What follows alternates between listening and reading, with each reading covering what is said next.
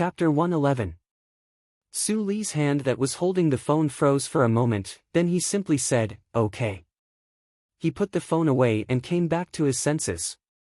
It had been more than 20 days since the ball, and he hadn't seen Zhang Xiaomeng for more than 20 days.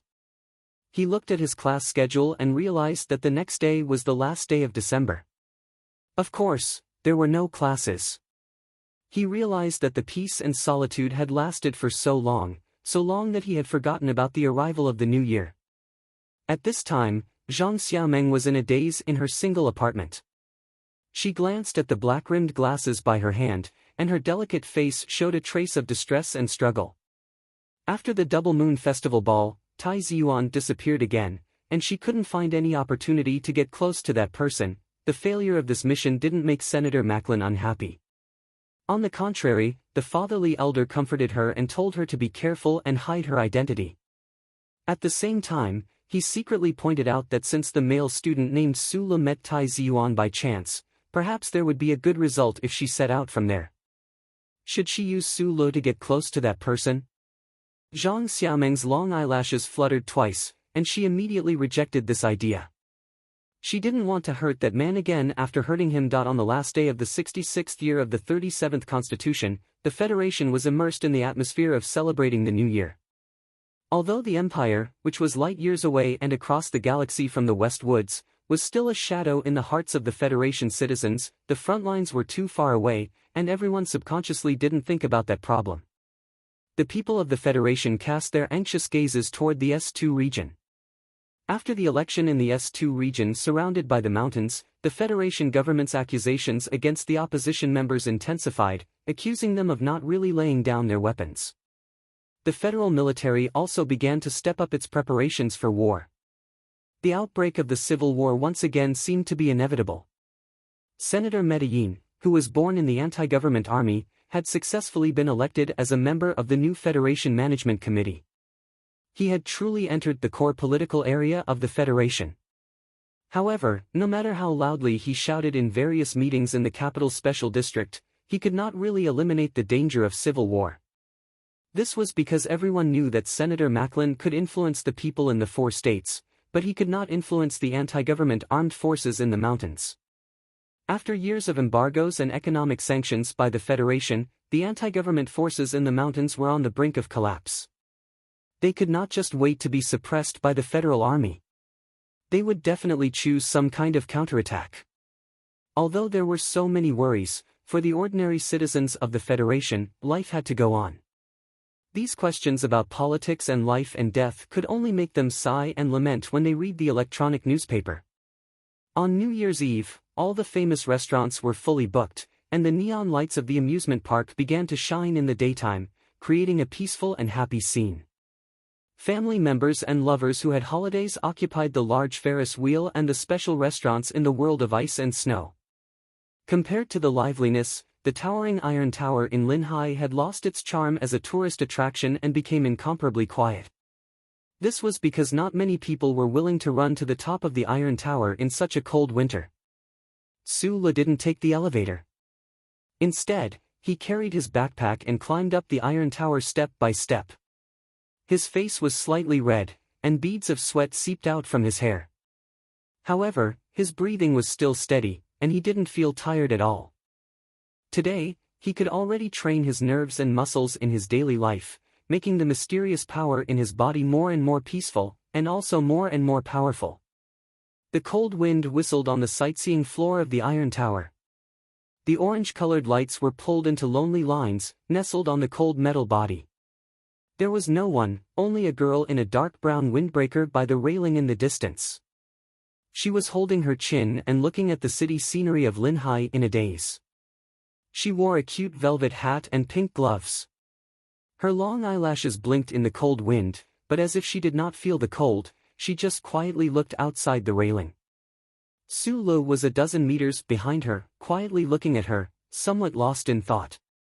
They had not seen each other for a few days, but when they met again, his state of mind returned to the original situation, incomparably calm and happy.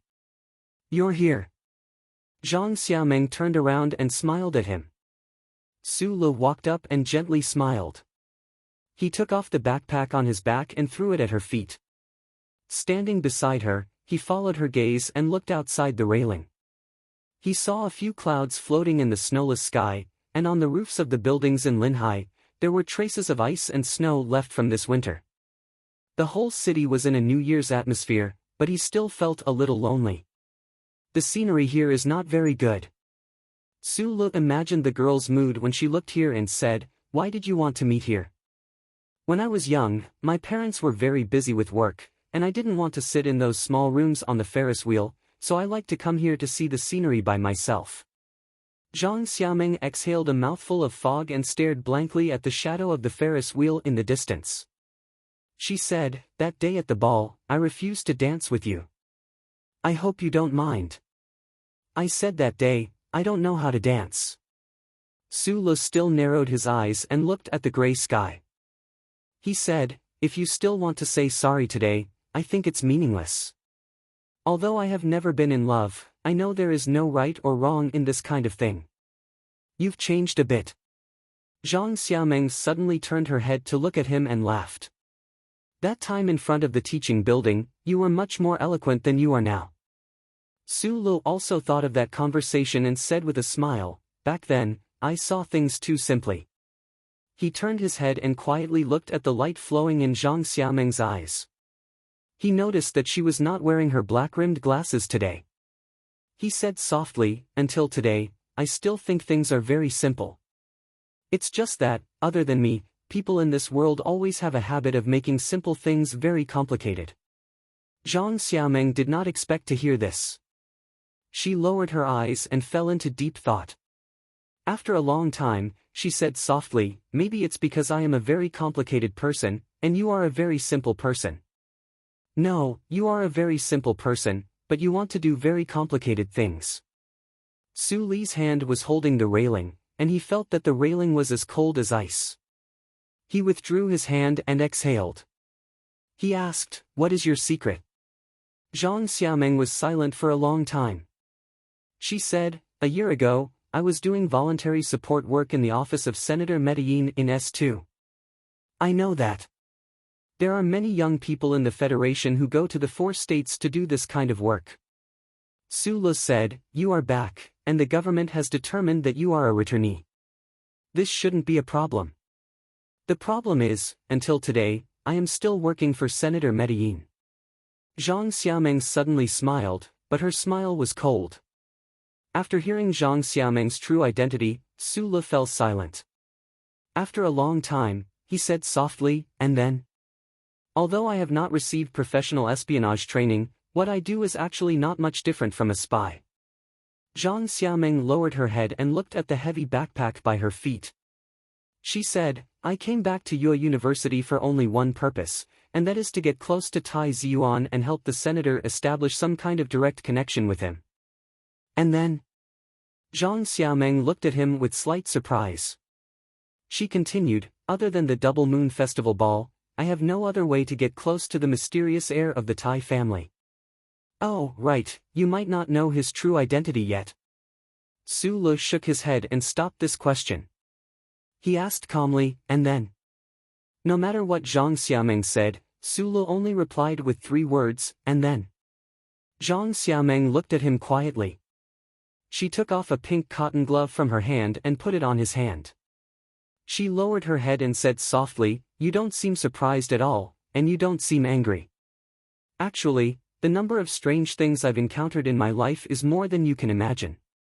Su Lu put on the glove on his left hand, and his right hand naturally held her hand. He looked at her and said seriously, "I just don't understand what these things have to do with what happened between us. I am a spy." Zhang Xiaoming looked at him seriously. She didn't understand and said, "Are you not afraid at all?" Su Lu muttered a few words in annoyance. He thought to himself, "I'm still a fugitive." He sighed and shook his head. He gently parted Zhang Xiaoming's hair under her cap. He looked at her smooth forehead and said with pity, "If this is your secret. I guessed it a long time ago, but I didn't think that the truth I guessed was the truth." Zhang Xiaoming laughed bitterly. She turned her head and looked at the sky outside the railings. She said, I know I hurt you, and I shouldn't have said these things. But if I don't explain it to you, I will feel very bad. You wanted to get close to Tai Ziyuan, so you left me. Su Le helped her organize the messy information. After a moment of silence, he said, and now you realize that I know Tai Ziyuan. If you wanted to get close to him, it would have been more convenient for you to stay by my side. You didn't look for me for so many days. It is clear that you don't want to look back. If I were to return to you under these circumstances, it would be an insult to both of us. Zhang Xiaomeng let go of his hand and held her face. Her face was full of relief and determination. I won't let myself do such a thing. Su Li's mood was slightly better. You once asked me what I thought of George Carlin's theory and the people in S2.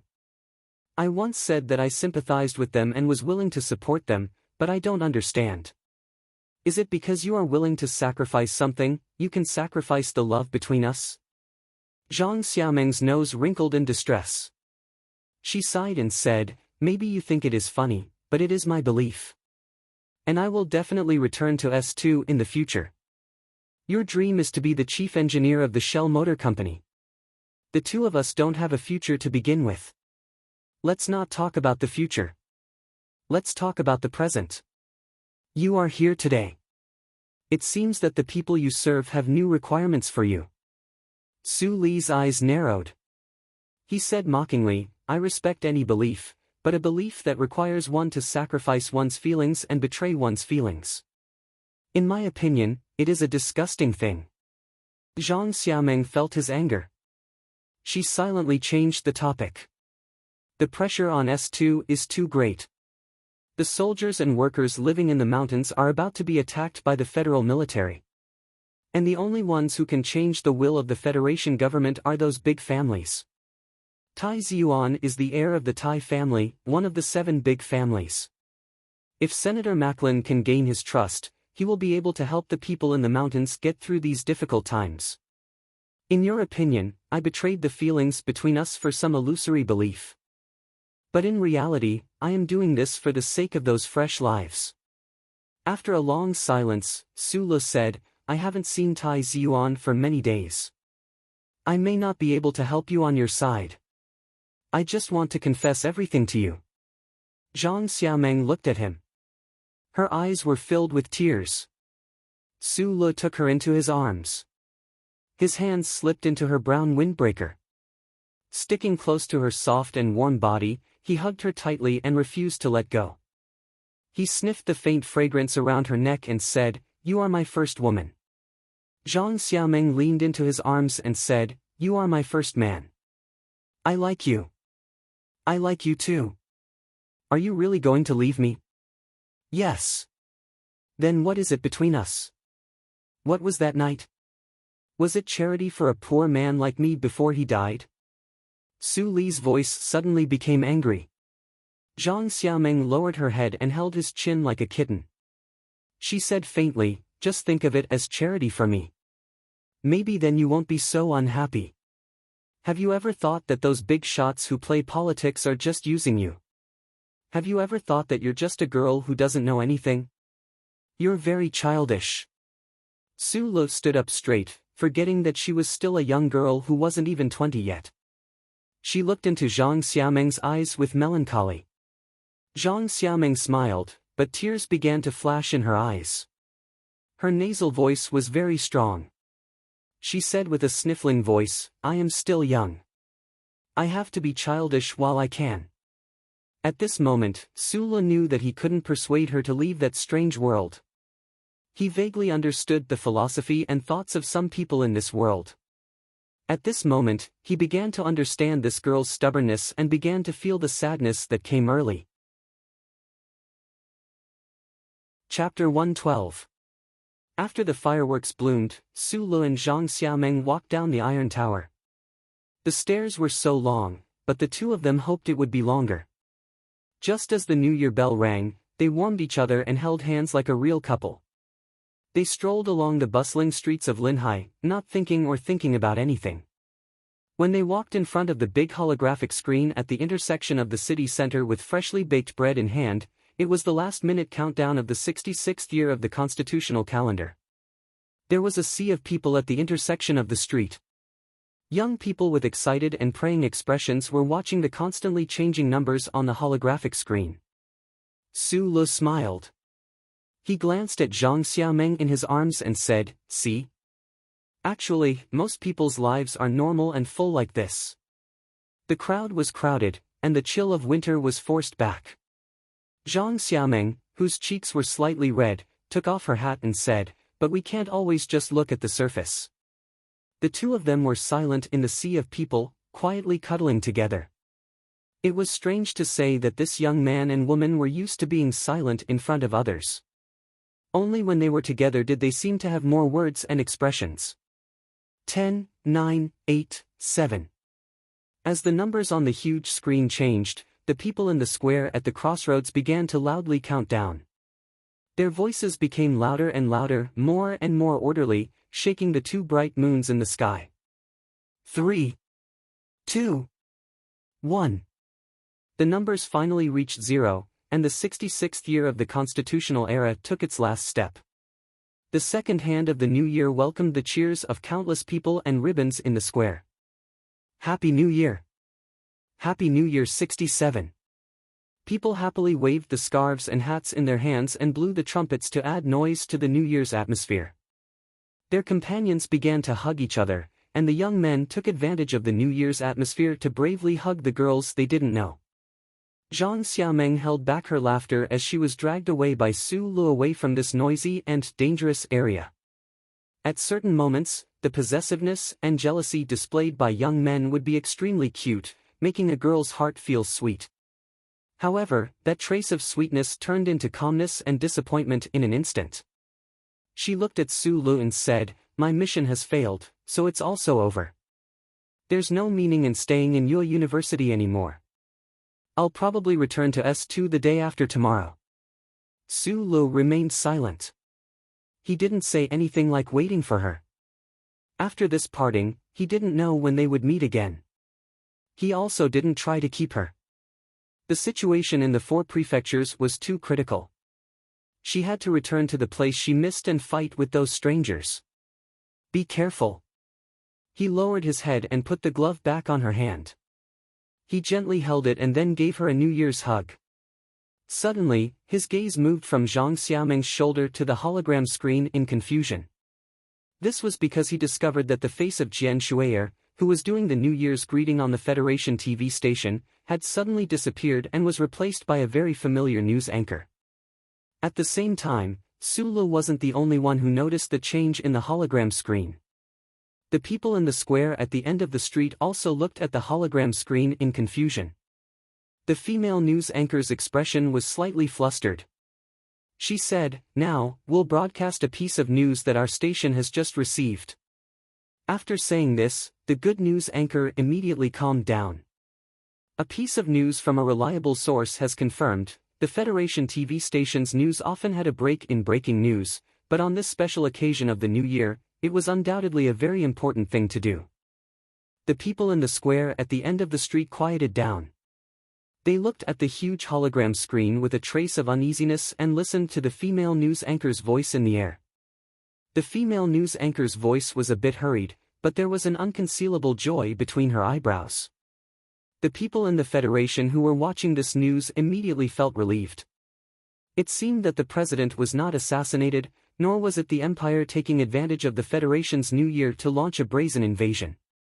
Then what kind of good news would make the Federation TV station's director make the decision to break in the broadcast at the first possible moment? Just half an hour ago, the Federation Management Committee member Mr. Pabre's transport plane has landed at the Green Dragon Mountain Airport in Region S2.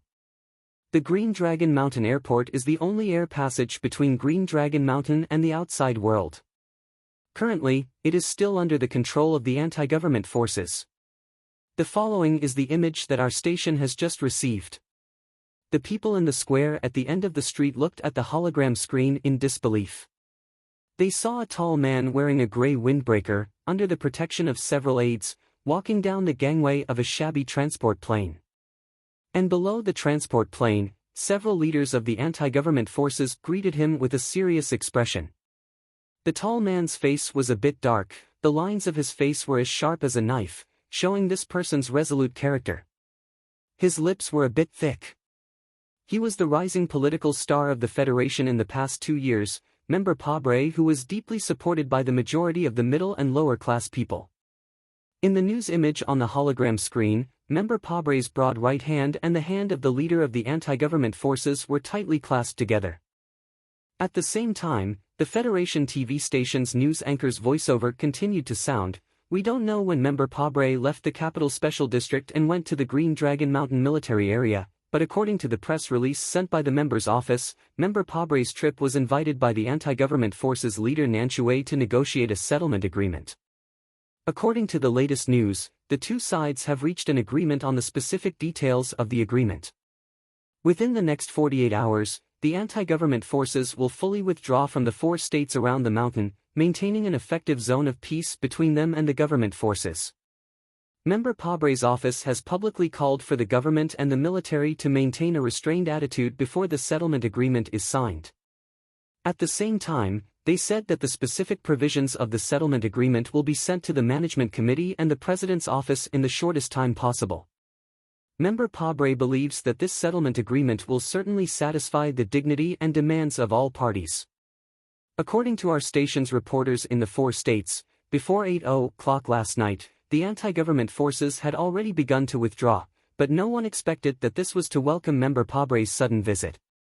According to analysts, the reason why Member Pabre's office showed such confidence in the press release is because the member has already obtained some kind of promise from the leader of the anti-government forces, Nanshui. The anti-government forces will make great concessions in the negotiations and accept the 3 key conditions put forward by the government. The crowd in the square at the end of the street, who had been quietly listening to the news, finally burst into cheers at this time. Whether it was from the news or from Member Medellin's busy lobbying activities, the people of the Federation guessed that the military operation in Region S2 was about to begin, and that a civil war was about to break out. This fact cast a shadow over the new year.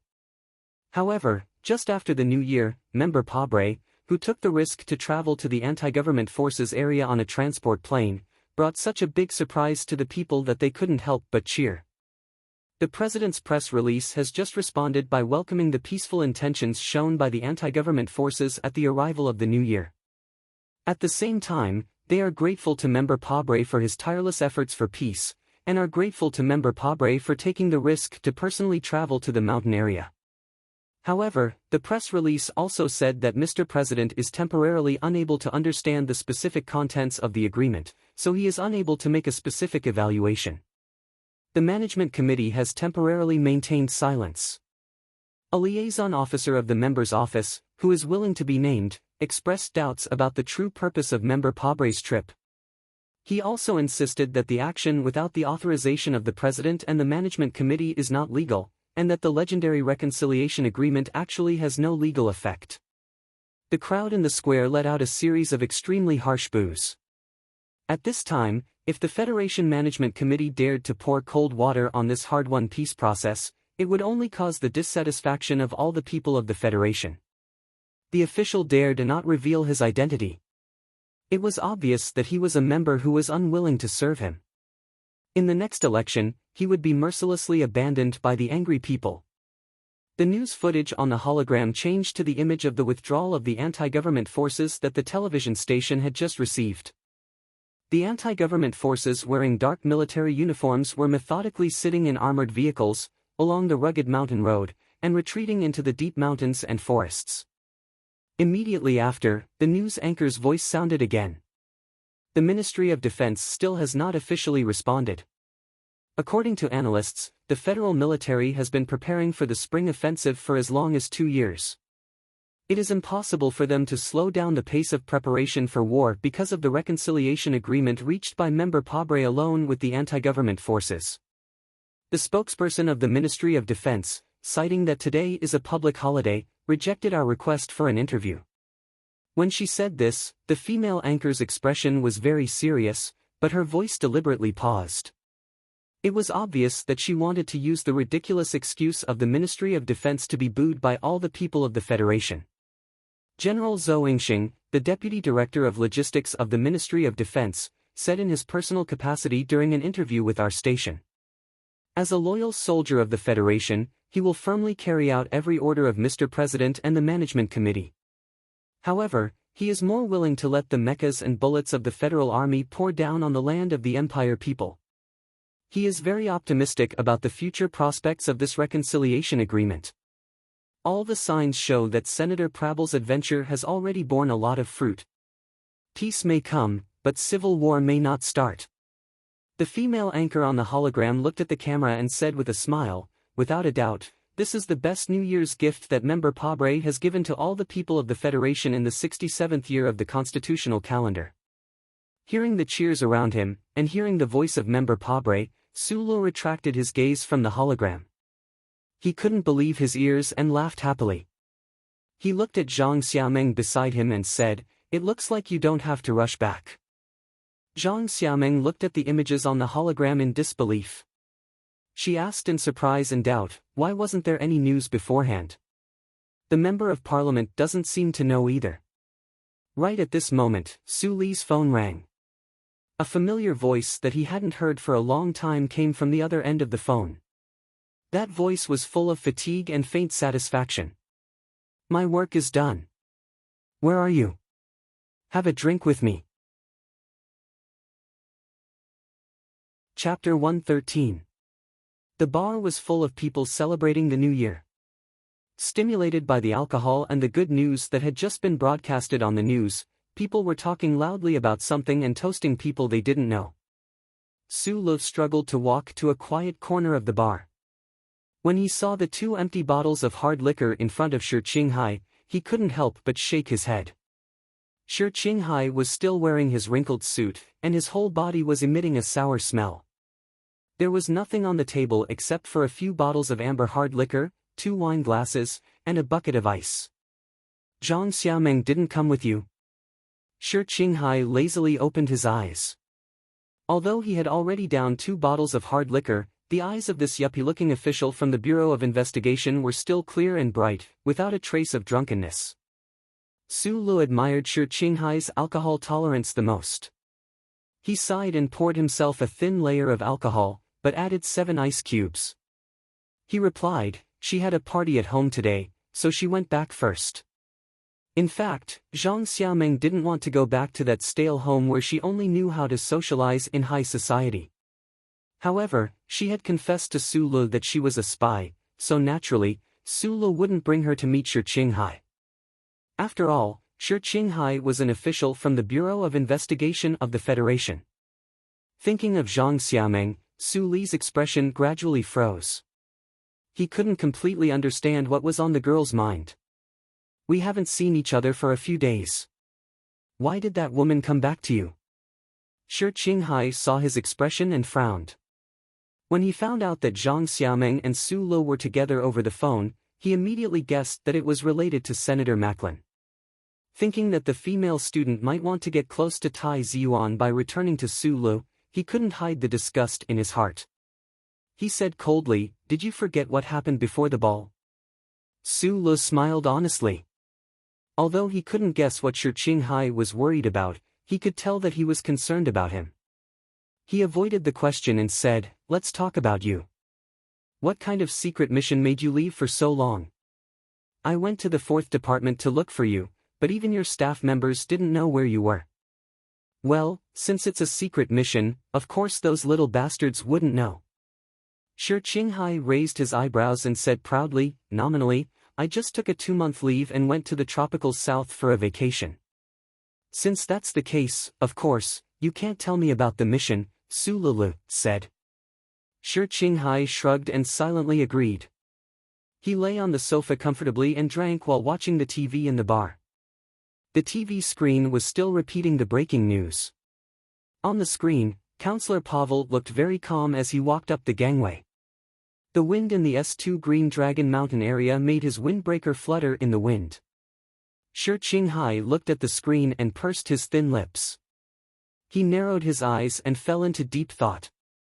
In the past few days, he had been very busy. The communication between the Thai family and the anti-government army was all done by him alone.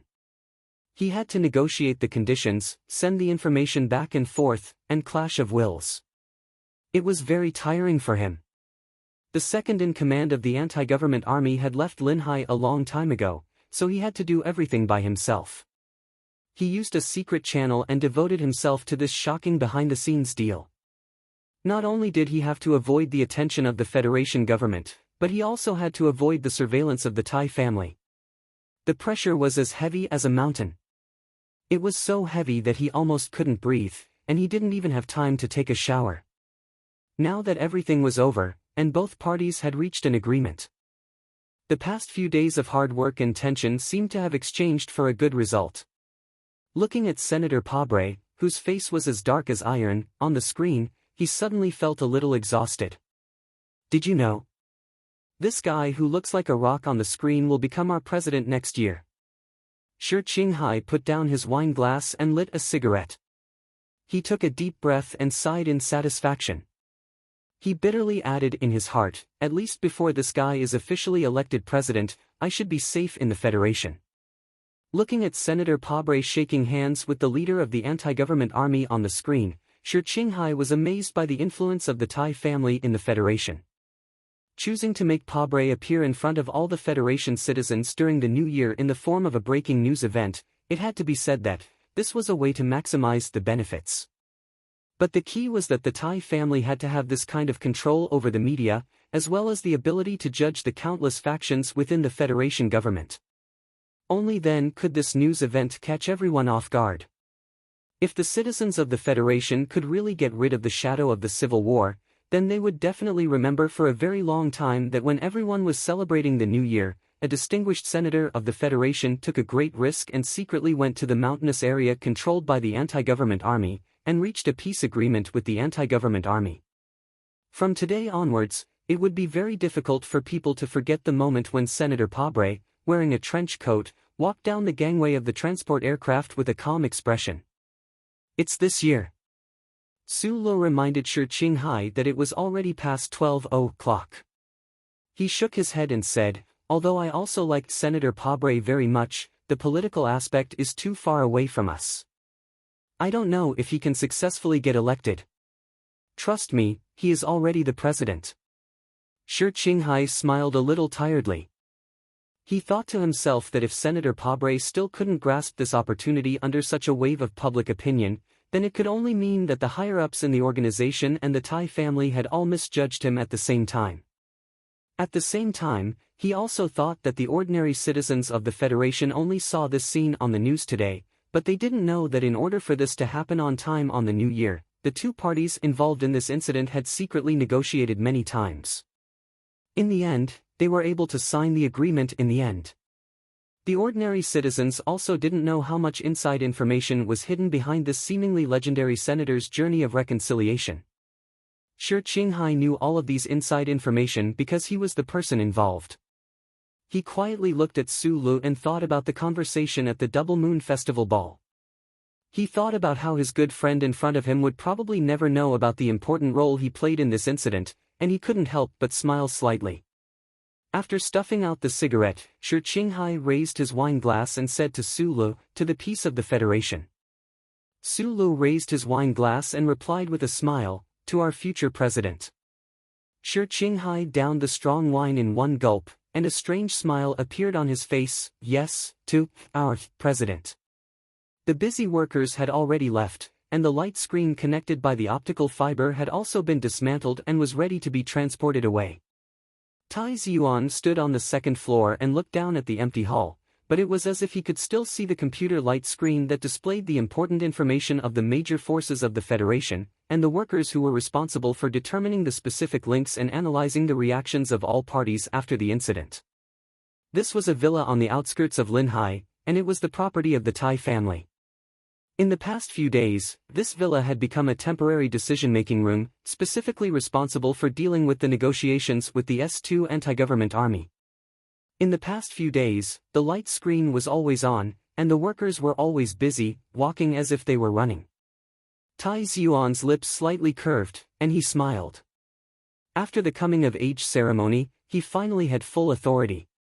For the first time, he truly began to independently handle a major event that could affect the entire Federation. Under the close supervision of Lady Tai, with the help of countless workers from the family, and after many days of exhaustion, he was finally satisfied to see that his work had a good result. He only saw the news on the light screen once, but he saw the news 4 minutes before anyone in the Federation, and even the president. This was because this piece of news had passed his review and was sent to the news department of the Federal Television Station. The Federation TV station was the national TV station, and no company, no tycoon, not even the legendary 7 families had the ability to completely control it. But countless forces would try to reach out their hands in the Federation TV station. And the Tai family, who had always been low-key and steady, was the most important news department of the Federation TV station, and had the most powerful influence. Tai Ziyuan held the railing with both hands, and recalled the scene in his mind. He was very satisfied with Mr. Pabre's performance in front of the camera. He believed that in the near future, Mr. Pabre's campaign office would definitely choose that scene as the most important poster cover, and paste it all over the Federation streets, to win him countless votes. Thinking about this, the youth couldn't help but smile, and he was very satisfied with his work these past few days. The negotiations with the anti-government forces were exceptionally difficult, because the other party was still unwilling to give in to the 3 most important conditions proposed by the Federation government. And if Tai Ziyuan couldn't convince the other party to give in, then even if he reluctantly signed the agreement, he was afraid that in front of the president and the management committee, he wouldn't be able to get a shred of approval. The negotiations continued until the last moment. At that time, Mr. Pabre had secretly boarded the Tai family's private spaceship and arrived at the mountainous 4 states of Region S2.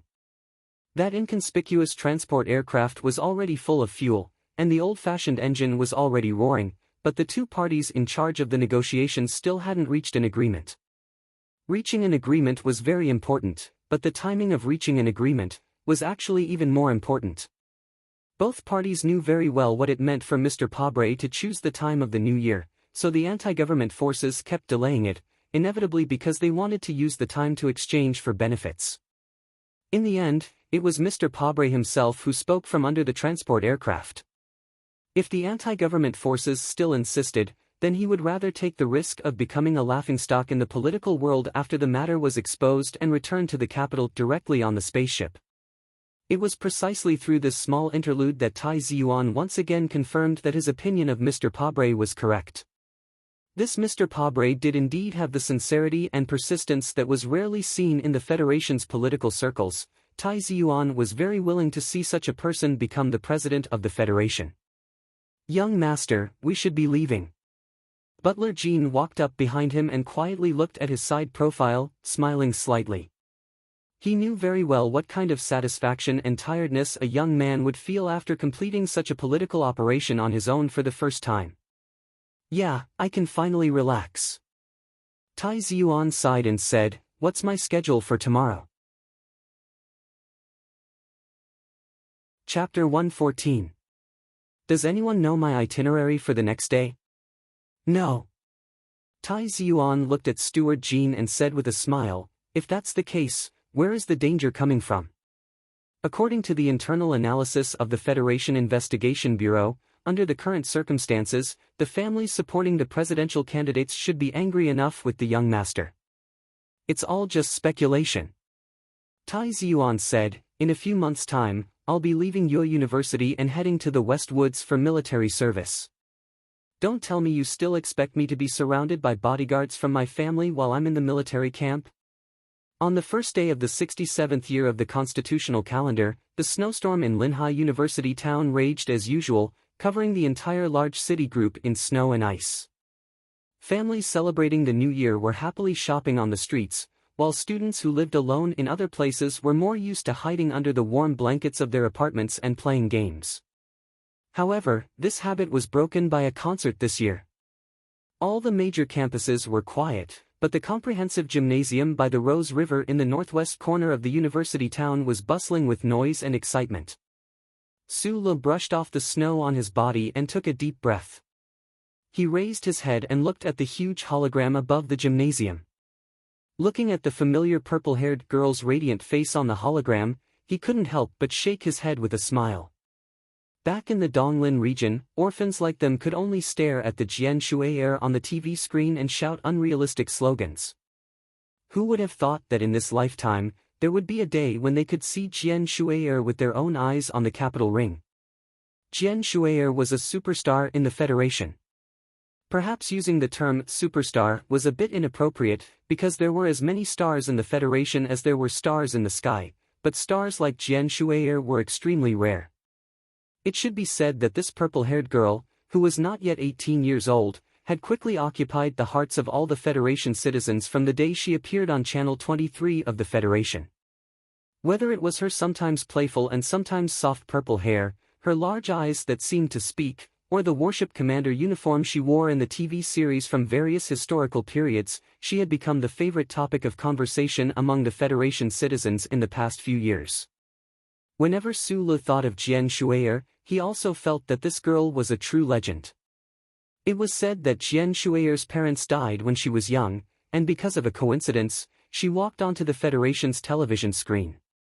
At that time, she was only playing the role of an adopted orphan in a long-lived family comedy.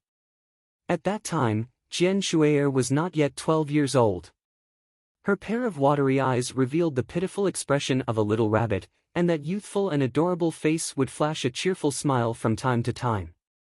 In just one night, she had defeated all the Federation citizens who were born with a natural tendency to pity the weak. This long-lived family comedy ended after 6 years. Although Jian Shui'er only participated in the last 1.5 years, the character she played, who was sometimes weak and sometimes strong like an adult, became the most popular character in this comedy. Channel 23 of the Federation television station very cleverly grasped the public's preferences.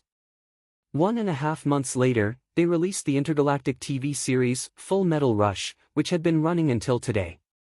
This TV series depicted the entire course of a female Federation warship commander, from her entrance into the military academy, to her internship, and finally her participation in the war against the Empire. The scriptwriter's skill was extraordinary, successfully portraying a female lead who had the wisdom and composure of an adult, but at the same time also had the charm of a young girl. This female lead was naturally played by Jian Shui'er. As soon as this TV series was released, it immediately received an unprecedented response. It successfully broke the viewership ratings record of all the Federation television stations except for the news channel. And the little girl who dyed her hair purple became one of the Federation's leading idols. At present, the plot of this TV series had just reached the point where the Enterprise led by Colonel Jian Shui'er had broken through the debris flow and was about to arrive at the Great District of Silin. If this trend continued, perhaps they would really have to film according to Jian Shui'er's age until she had gone through her entire adolescence and stepped into true adulthood. The TV station chief was not in a hurry, and the audience of the Federation was not in a hurry either. They watched the birth of a legend in the history of television, and there was only joy in their hearts. A star who starred in a TV series at the age of 11.5, who became famous throughout the universe at the age of 14, and who began to bear the pressure of advertising on the Federation television station, could definitely be called a legend. What was even more legendary was the incident that happened in the 64th year of the constitutional era. The Angry Children's Rights Protection Fund, after failing to negotiate with the TV station, sued the Federation television station, as well as the department in charge of the TV station, the Radio Management Committee of the President's Office, to the court. The foundation believed that the Federation television station, as a public property, had ignored the rights of children and continuously squeezed Jian Shui'er's rest and learning time. This was unacceptable. And Jian Shui'er's popularity in the Federation would bring about a very bad trend, which would make the Federation government neglect the protection of children's rights.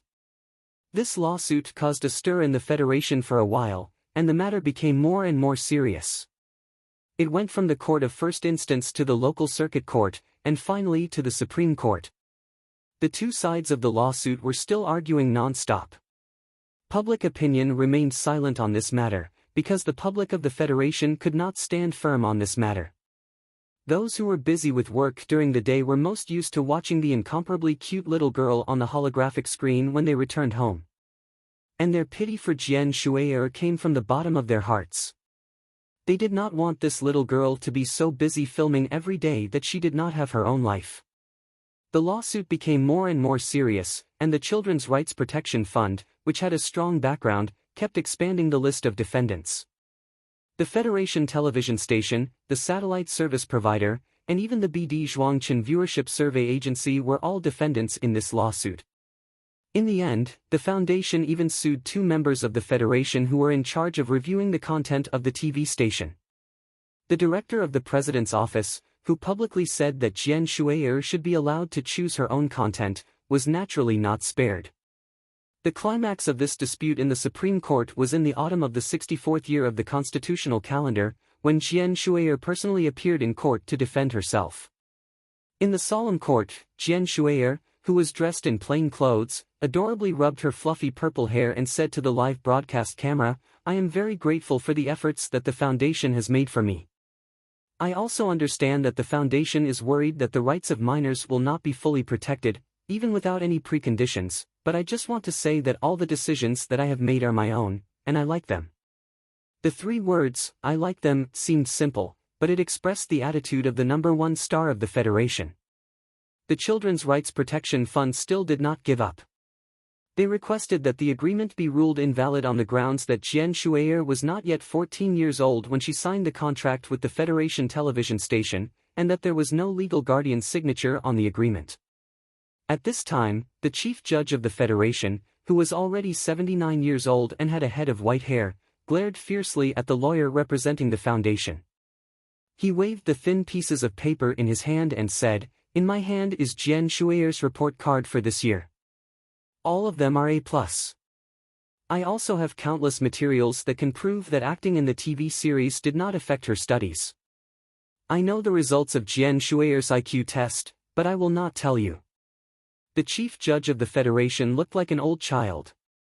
He smiled and looked at the cameras in the court and the stunned lawyers. "I just want to say that a child like her, no matter what career she chooses in the future, will make great contributions to the Federation. But since she has chosen to fill the spiritual life of the people of the Federation, as an old man, I can only show respect." The lawyer of the foundation raised his hand to signal for him to speak. Chief Judge Hing waved his hand in annoyance and said, "She is not yet 14 years old, so the legal documents she signed are indeed useless. But this legal document, I recognize its usefulness, because she is Jian Shui'er." The long-lasting and influential lawsuit became the best news material for the Federation television station news channel, except for the Civil War. The final result of the lawsuit, especially the last sentence of the chief judge of the Federation, made Jian Shui'er's position in the hearts of the Federation citizens even higher.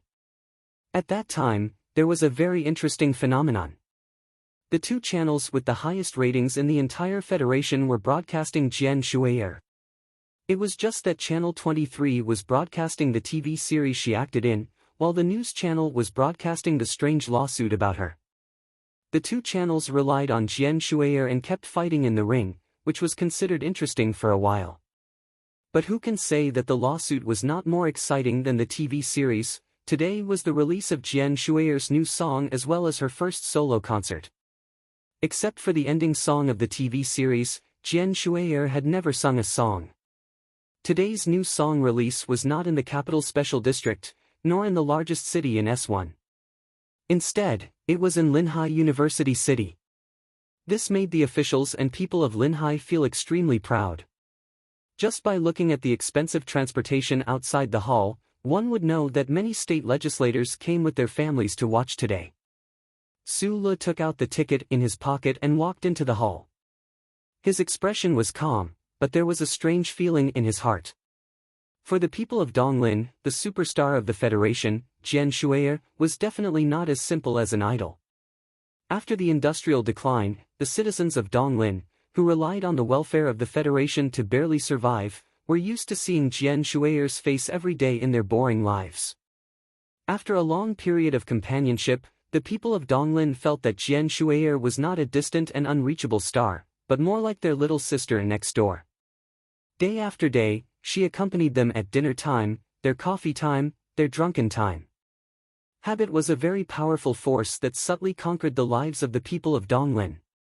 Habit was a kind of love. Perhaps it was not the kind of love between a man and a woman, but it was still love.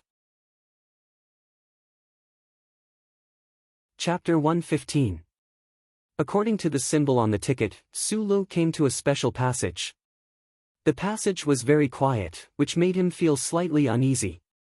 The beautiful lady who checked the ticket scanned the barcode of his ticket, and then checked the first layer of his microchip identity. Her face showed a trace of surprise, and then she smiled and welcomed him in. This location is better than the mayor's and Councilman High's box. I wonder who he is. He must be a weirdo. He's dressed so shabbily. Who can tell he's a big shot?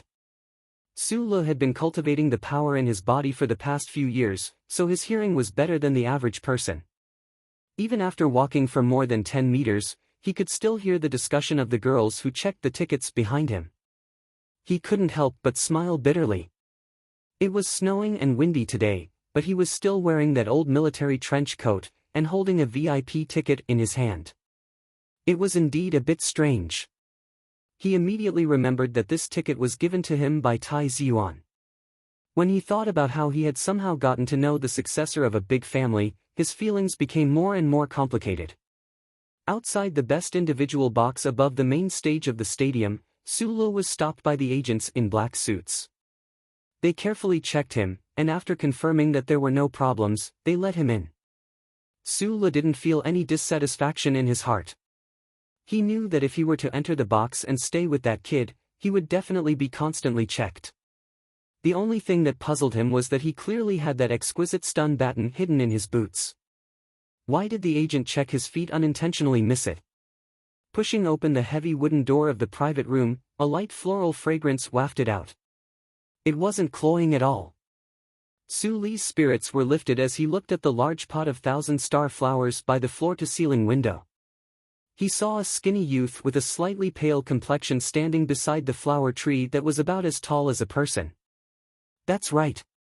Although Su Lu already knew about Meng Zhiyuan's family background and knew that he was one of the people standing at the top of the Federation, which had a population of tens of billions, when they met again after a few days, Su Lu still subconsciously thought of Meng Zhiyuan as that pitiful guy who had fainted in his arms and used indifference and calmness to hide his fondness for commoner food. I was wondering if you would come. Tai Ziyuan turned around, smiled at Su Lu, and said, "This ticket is my thank you gift. If you don't accept it, I will be disappointed. Since you gave it to me, of course I will come.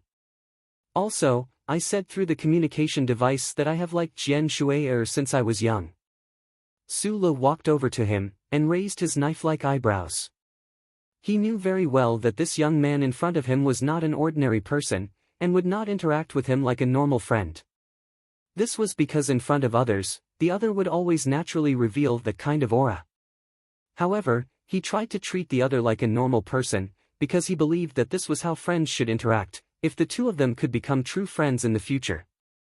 Tai Ziyuan was not surprised to hear Su Lu answer him like this, because he knew what kind of person Su Lu was. The corners of his lips curled up, and he quite admired how the other was still so stubborn in front of him. He smiled and said, "Jian Shui'er is younger than you. If she heard what you said, she would definitely be so sad that she would not be able to eat." Su Lu walked to his side, sniffing the fragrance of the thousand-star flowers. He looked at the empty stage not far below the floor-to-ceiling glass, and suddenly thought of something. He asked hesitantly, "Do you know Jian Shui'er?" Although Jian Shui'er was the most popular star in the Federation, with Tai Ziyuan's status as the heir of one of the 7 great families, it should not be difficult for him to get to know her. Tai Ziyuan shook his head. "I've been transferring schools all these years since she debuted, so how could I know her? But I've seen a few of her TV shows, and she really is a very cute little girl." For him, there were no stars in the world that were worth being infatuated with. In his position, he would look at everything with an appreciative gaze, but he would never be as emotionally invested as Su Lu. Perhaps this in itself was a kind of tragedy. Su Lu smiled and said, "That's good. I was quite worried that I would hear the bloody and teary history of these stars from the mouths of big shots like you. You can't imagine how big of a blow it is to people like us when our idols are disillusioned. You think too much. Tai Ziyuan could hear the hidden meaning in Su Li's words. He laughed and said, "We're not crocodiles that eat people without spitting out the bones. You don't have to always think of us in the dark. Of course, I won't deny that some people like to use celebrities as a symbol of their strength. But those people don't include me," he added in his heart. Moreover, no one would dare to use Jian Shui'er as a symbol of their strength, unless those rich young masters were really tired of living. After Butler Jean arranged the food and drinks, he bowed to the two of them and left the luxurious private room. At this time, only the two young people were left in the private room. The atmosphere of the conversation suddenly became much more relaxed, and it was more like they were back in the H1 lounge. However, the conversation did not start for long before it came to an abrupt end. This was because Su Li's eyes suddenly froze, and it was as if the wind and snow outside the gymnasium had frozen into two icicles. He did not blink and did not move as he stared blankly below the floor-to-ceiling window. The gymnasium was dark. There was only a stage, and there was only one person on the stage. A purple-haired girl under the age of 18 walked out of the darkness and bathed in the light. The music started. This luxurious private room was directly facing the large holographic screen of the gymnasium, and it was not far from the stage. It was the best position to watch the concert. There was no need for binoculars to clearly see the beautiful and cute face of the purple-haired girl on the holographic screen. The voice input alone made it so that the room could hear the most vivid voice of Jian Shui'er. However, Su Li still stood by the floor-to-ceiling window in a daze, looking at the distant figure on the stage.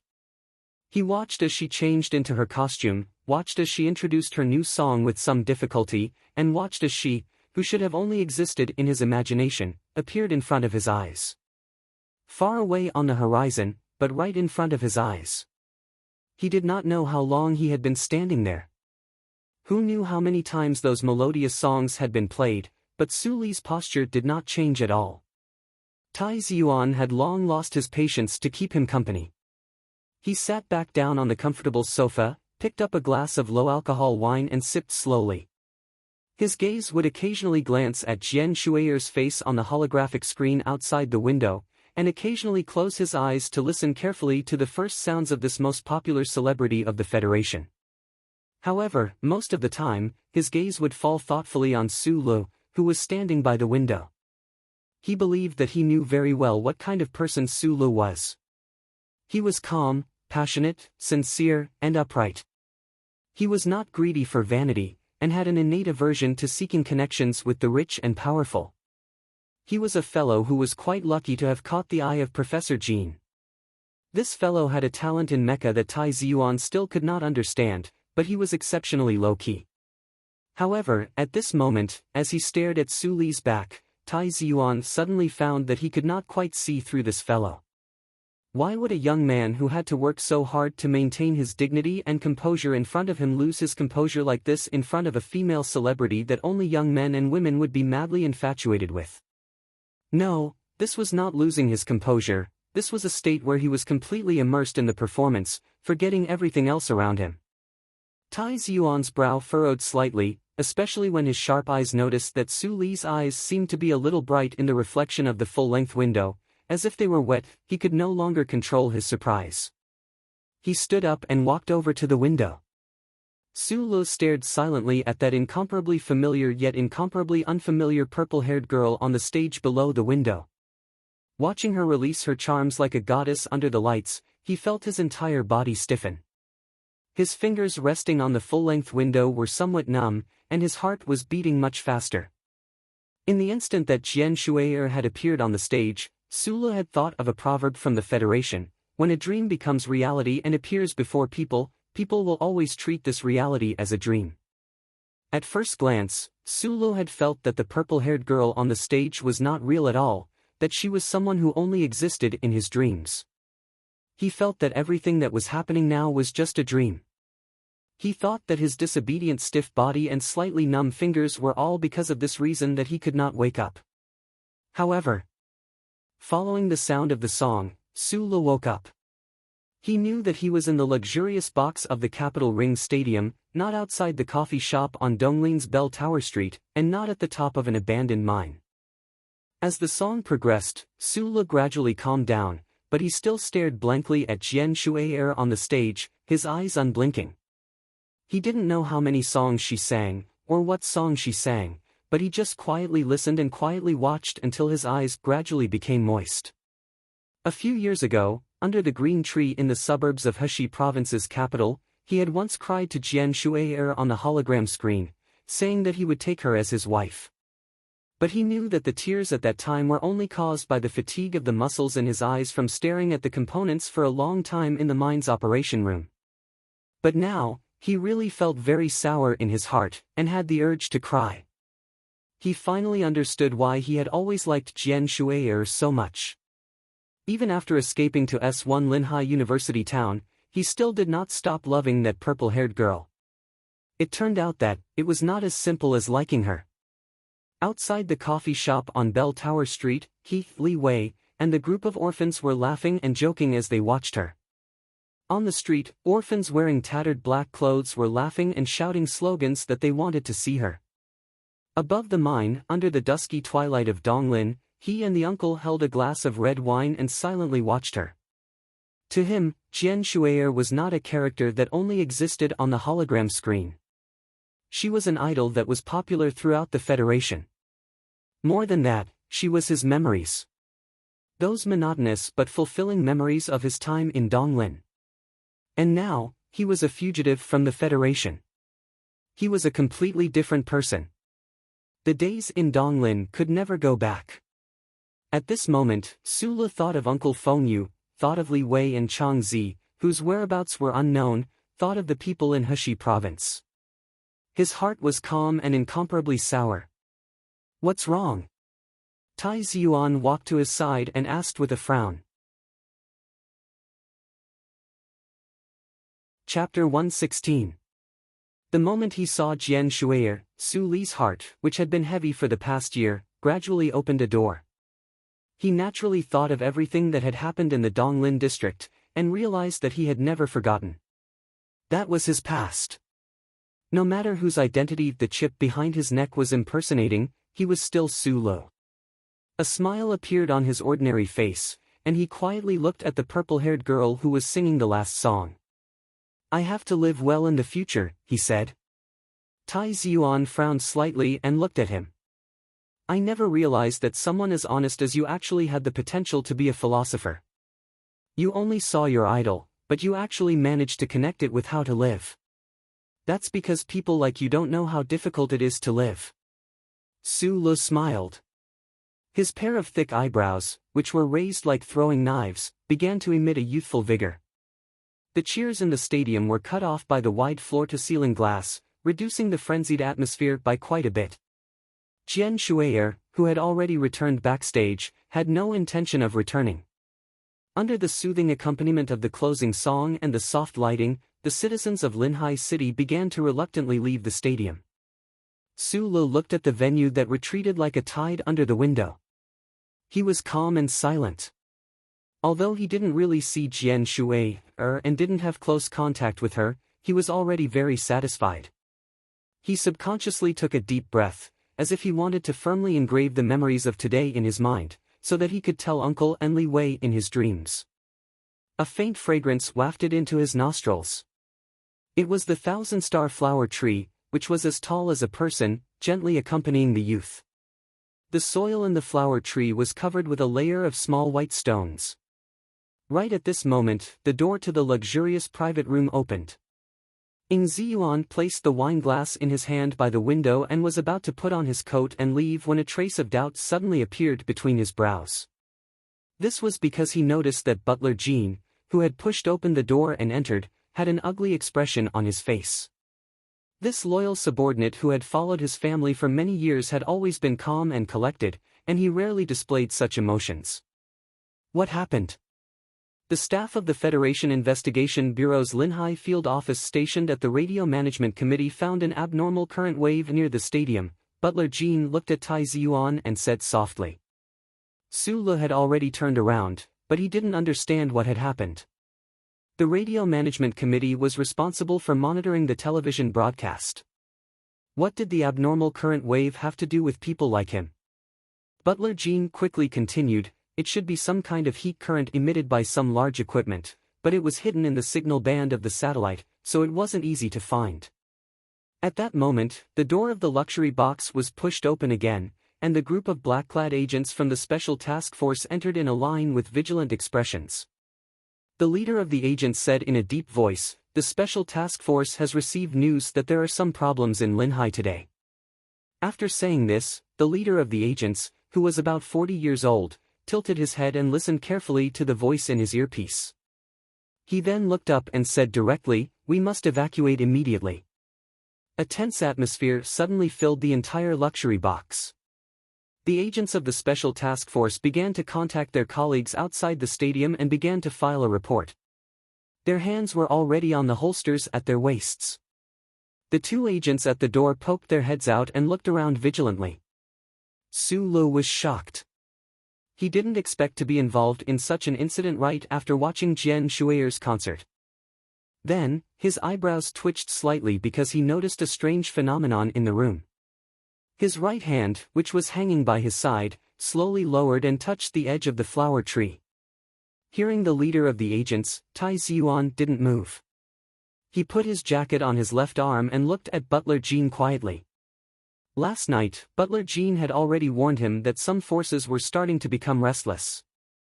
However, he thought that in the Federation Society, which was ruled by law, those families wouldn't have the guts to carry out an assassination in broad daylight. Moreover, he had always had good security around him, and not many people knew that he was going to watch the concert today. Therefore, he followed the schedule and came. It's possible that hot start noise that we heard could be from a military mecha. Butler Jean glanced at Tai Ziyuan worriedly. This judgment immediately increased the tension in the luxury box. Federation mecha were strictly controlled by the military. If someone wanted to harm Tai Ziyuan and actually used a military mecha, it could only mean that the other party's power was unfathomable. More importantly, this was an extremely rare violent method in the strange political history of the Federation, which meant that the other party was crazy. Sulu stood silently behind Tai Ziyuan. After hearing this news, a heavy weight weighed down on his heart. He looked at Tai Ziyuan quietly, not knowing what this friend of his had done to make some people want to assassinate him at all costs. Fortunately, the Tai family's security measures were airtight, and with the cooperation of the Federation government, they were able to monitor the situation in advance.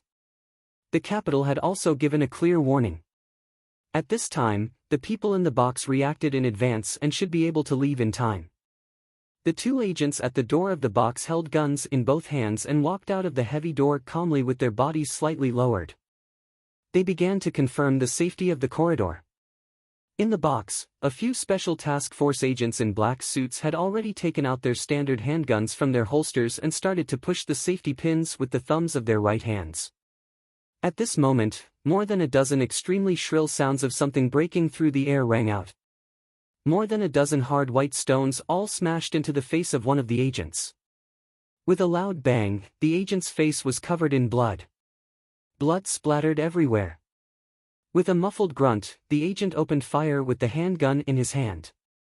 He opened fire at Tai Ziyuan, bang, bang, bang, bang, bang.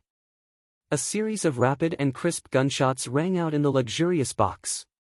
The gunshots of the agents, which had been processed, were crisp but not loud. It was more like the sound of soybeans being fried. After the crackling sound stopped, the box returned to silence.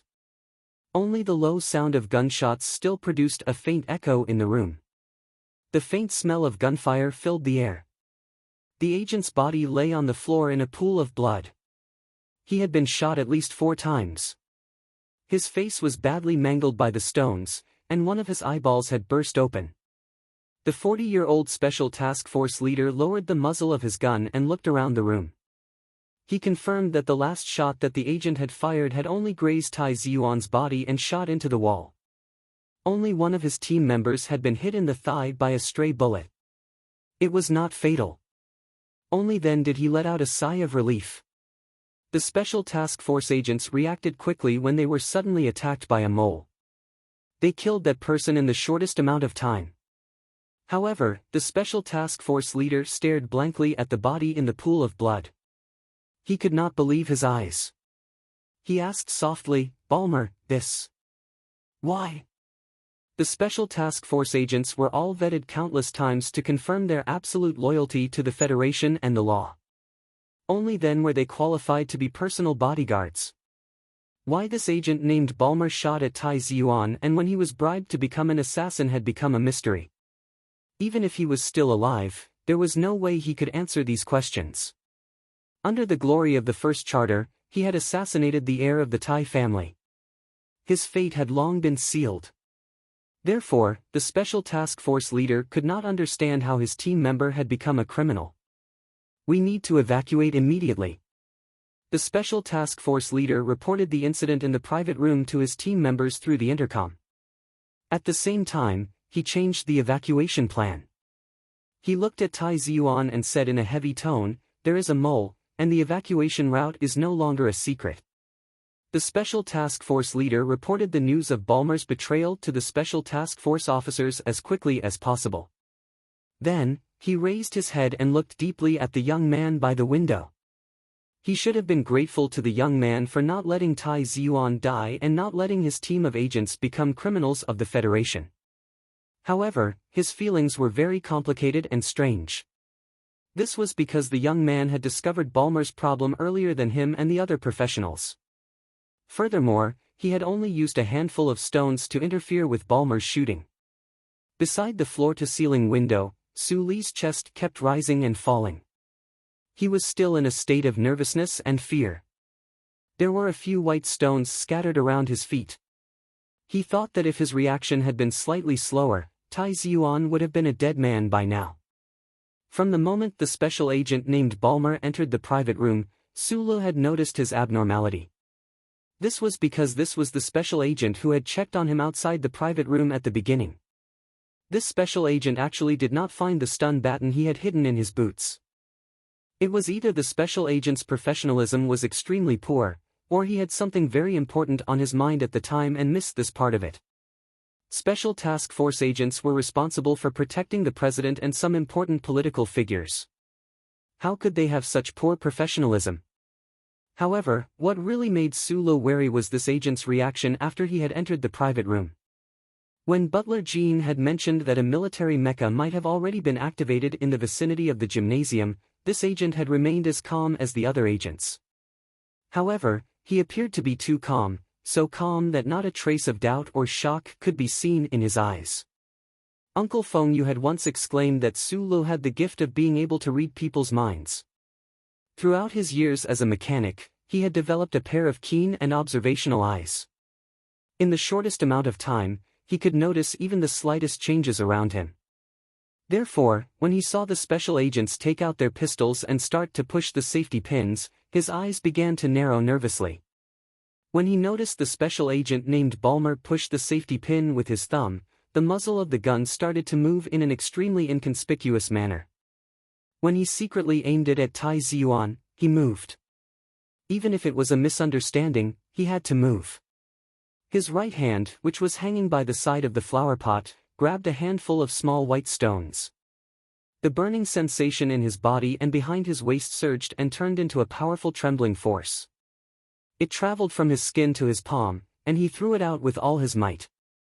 The white stones were mixed with the mysterious power in his body. At that moment, they became as sharp as bullets. Thus, there was an additional corpse on the floor of the private room. Its eyes were split open, and its face was mangled. Chapter 117. Did you see that? My life isn't easy, either. Tai Ziyuan didn't look at the corpse on the ground. A person who couldn't speak wasn't worth paying attention to. He smiled as he spoke to Su Li. This sentence was obviously directed at Su Li, who said that people like him didn't know how hard it was to live. Su Li tilted his head and didn't say anything. In fact, he hadn't completely recovered from the shock of what happened earlier. Although he was the first to notice the abnormality of the agent, the gunfight in front of him made the originally spacious, luxurious private room seem extremely small. The gunshots ended too quickly, so quickly that he didn't even have time to be afraid of stray bullets. Tai Ziyuan didn't say anything like thank you for saving his life again. He couldn't use his own life to repay the favor of saving his life, so it was fine as long as they both kept it in mind. We should go. The middle-aged leader of the agents saw that the young master of the Tai family was still chatting with Su Lu as if nothing had happened. He couldn't help but frown and urge them again. At this time, Butler Jean, who had been on the phone all this time, walked over and said calmly, "I've already spoken to the director of the Special Task Force. You guys stay in this room for the time being and don't go out." The leader of the agent was slightly stunned, but he immediately understood the meaning of the old butler's words. There was a traitor in his team, and the Tai family no longer trusted them. At least under the current circumstances, they had no choice but to choose not to trust them. He was silent for a moment and decided that this was the only thing he could do at the moment, so he nodded. Butler Jean looked at Tai Ziyuan's side profile and said, "The personnel of the security team have entered this area of the stadium and are currently exchanging fire. They should be able to clear this area in 3 minutes." Since that phone call, Tai Ziyuan's security had been transferred from the Special Task Force to the Tai family's own security team. Since the enemy could even infiltrate the Special Task Force and possibly use mechas, then the road leading out of the stadium would definitely be filled with assassins responsible for sniping. At this moment, the members of the Tai family's security team had already started exchanging fire with these people. Since Butler Jean had given them 3 minutes, he must have been very confident in his subordinates. Tai Ziyuan listened quietly and then suddenly said, "Can you find the location of the military mecha in 3 minutes?" "No." Butler Jean watched from the corner of his eye as the Special Task Force agents began to make their way to the room beside the private room. He replied softly, "It's precisely because we can't that we need to leave as soon as possible." After a moment of silence, Tai Ziyuan shook his head. Looking through the floor-to-ceiling windows at the stadium below, he said softly, "There are over 30,000 spectators. Even if they were to evacuate urgently, it would still take more than 10 minutes. I'll be out in 3 minutes. If that military mecha had chosen to attack at that time, how many people would have died? I don't want innocent citizens to be my meat shield."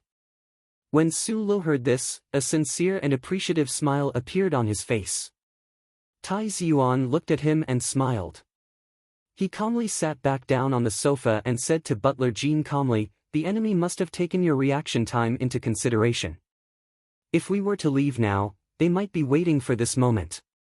If that's the case, why don't we wait? After all, they should be more anxious than us." Butler Jean was silent for a long time. Then, he turned around and left. The phone in his hand was connected again. He continuously issued orders in a low voice, asking for support from the family. At this moment, his phone call represented the will of the Tai family. Every order would be carried out effectively. Every message delivered would cause an unquenchable shock within the Federation. "You surprised me." Su Lu sat on the other side of the sofa. He held a glass of wine and took big gulps to suppress the anxiety and nervousness in his heart. Other than when his uncle was being hunted down by the Federal Army, he had never experienced such a big scene in his life.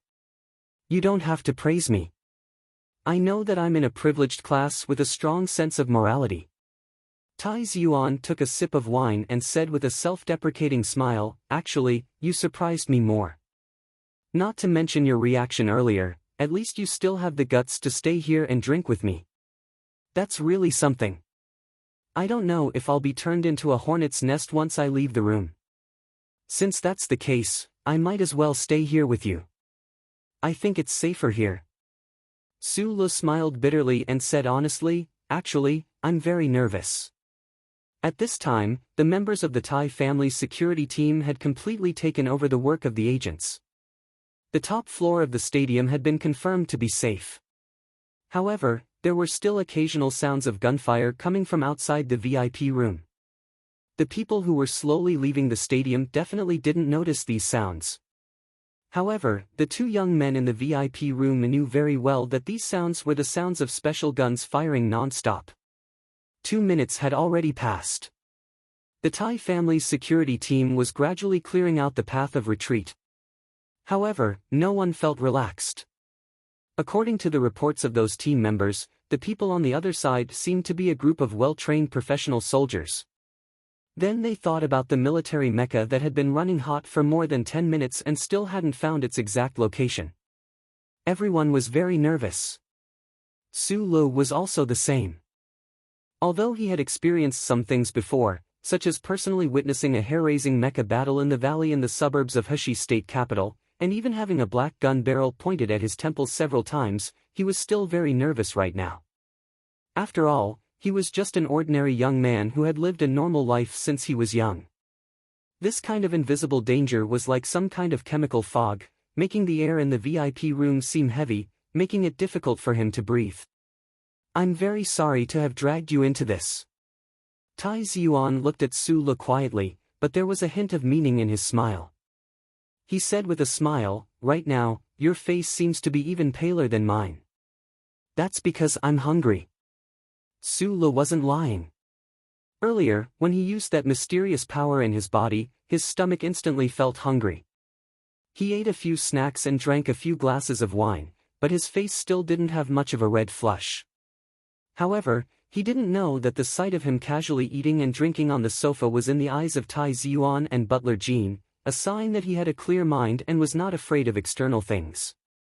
"It seems that important people like you live a very dangerous life." Su Lu shook his head and said, "But, are you really not afraid at all?" Tai Ziyuan was silent for a long time. He smiled and raised his left hand that had been resting on the sofa's armrest. That hand, which was as thin as a woman's, trembled slightly in the air. "Of course I'm afraid. Because I'm still young, I'm destined to do many great things in this life. I can't bear to die, so I'm afraid of death. But I can't let others know that I'm afraid." He paused for a moment, then said with a smile, "To be honest, I don't have many such incidents in my life. For me, being assassinated is a very strange experience." "Not even once in the past?"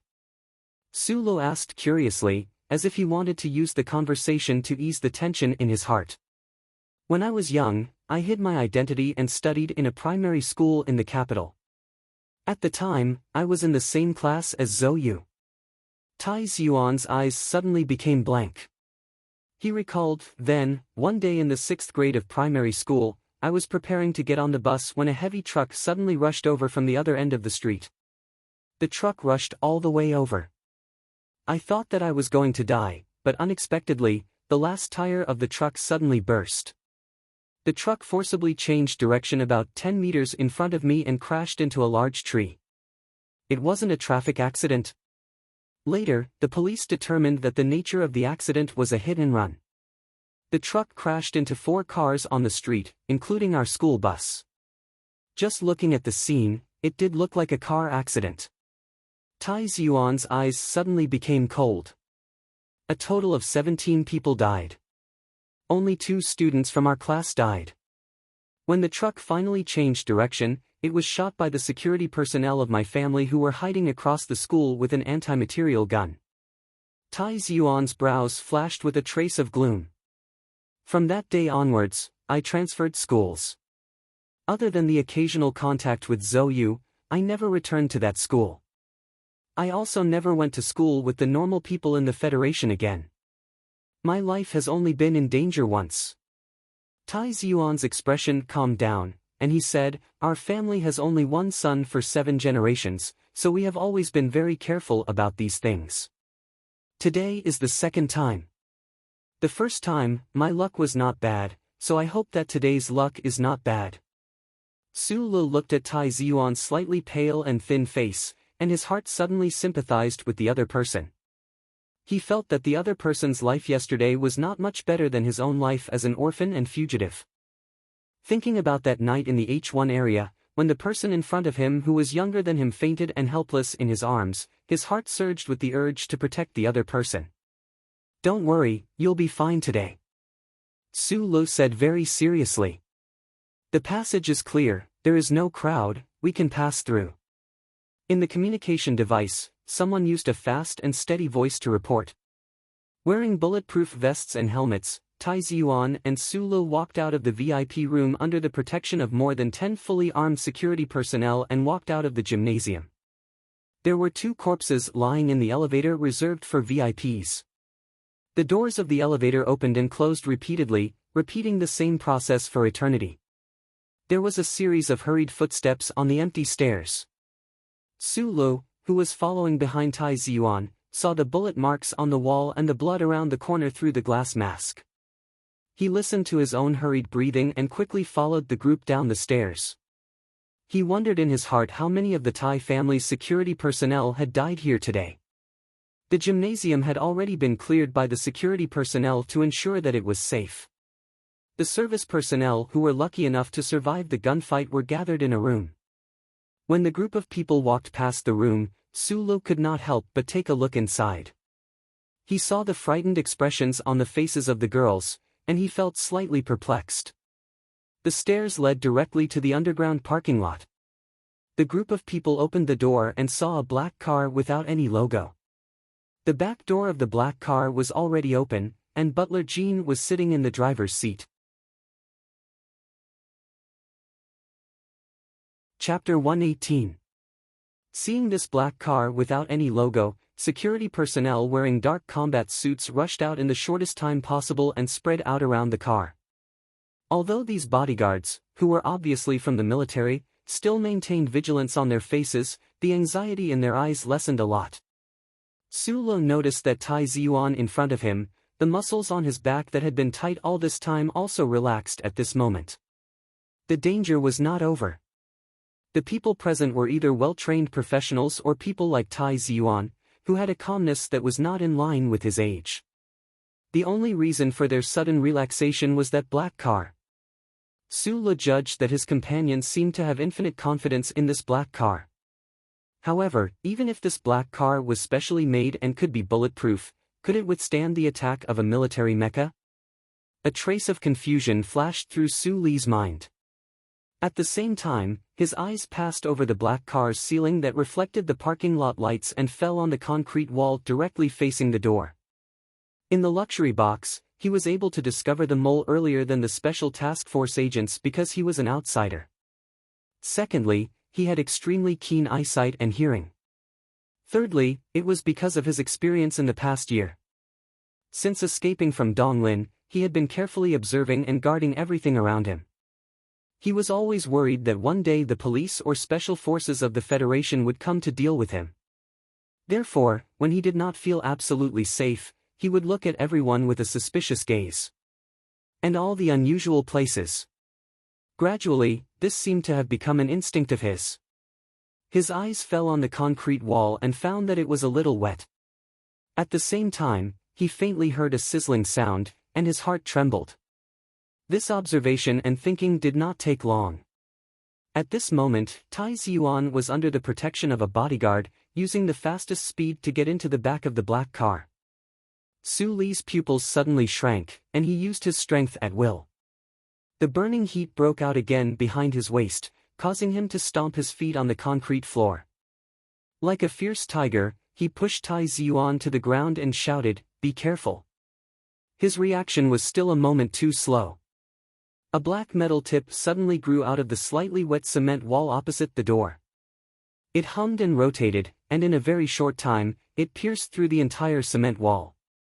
It was very easy, like a knife piercing through a thin piece of paper. The cement wall couldn't withstand the force of the metal drill and instantly fell apart, scattering into countless pieces of cement and flying in all directions of the underground parking lot.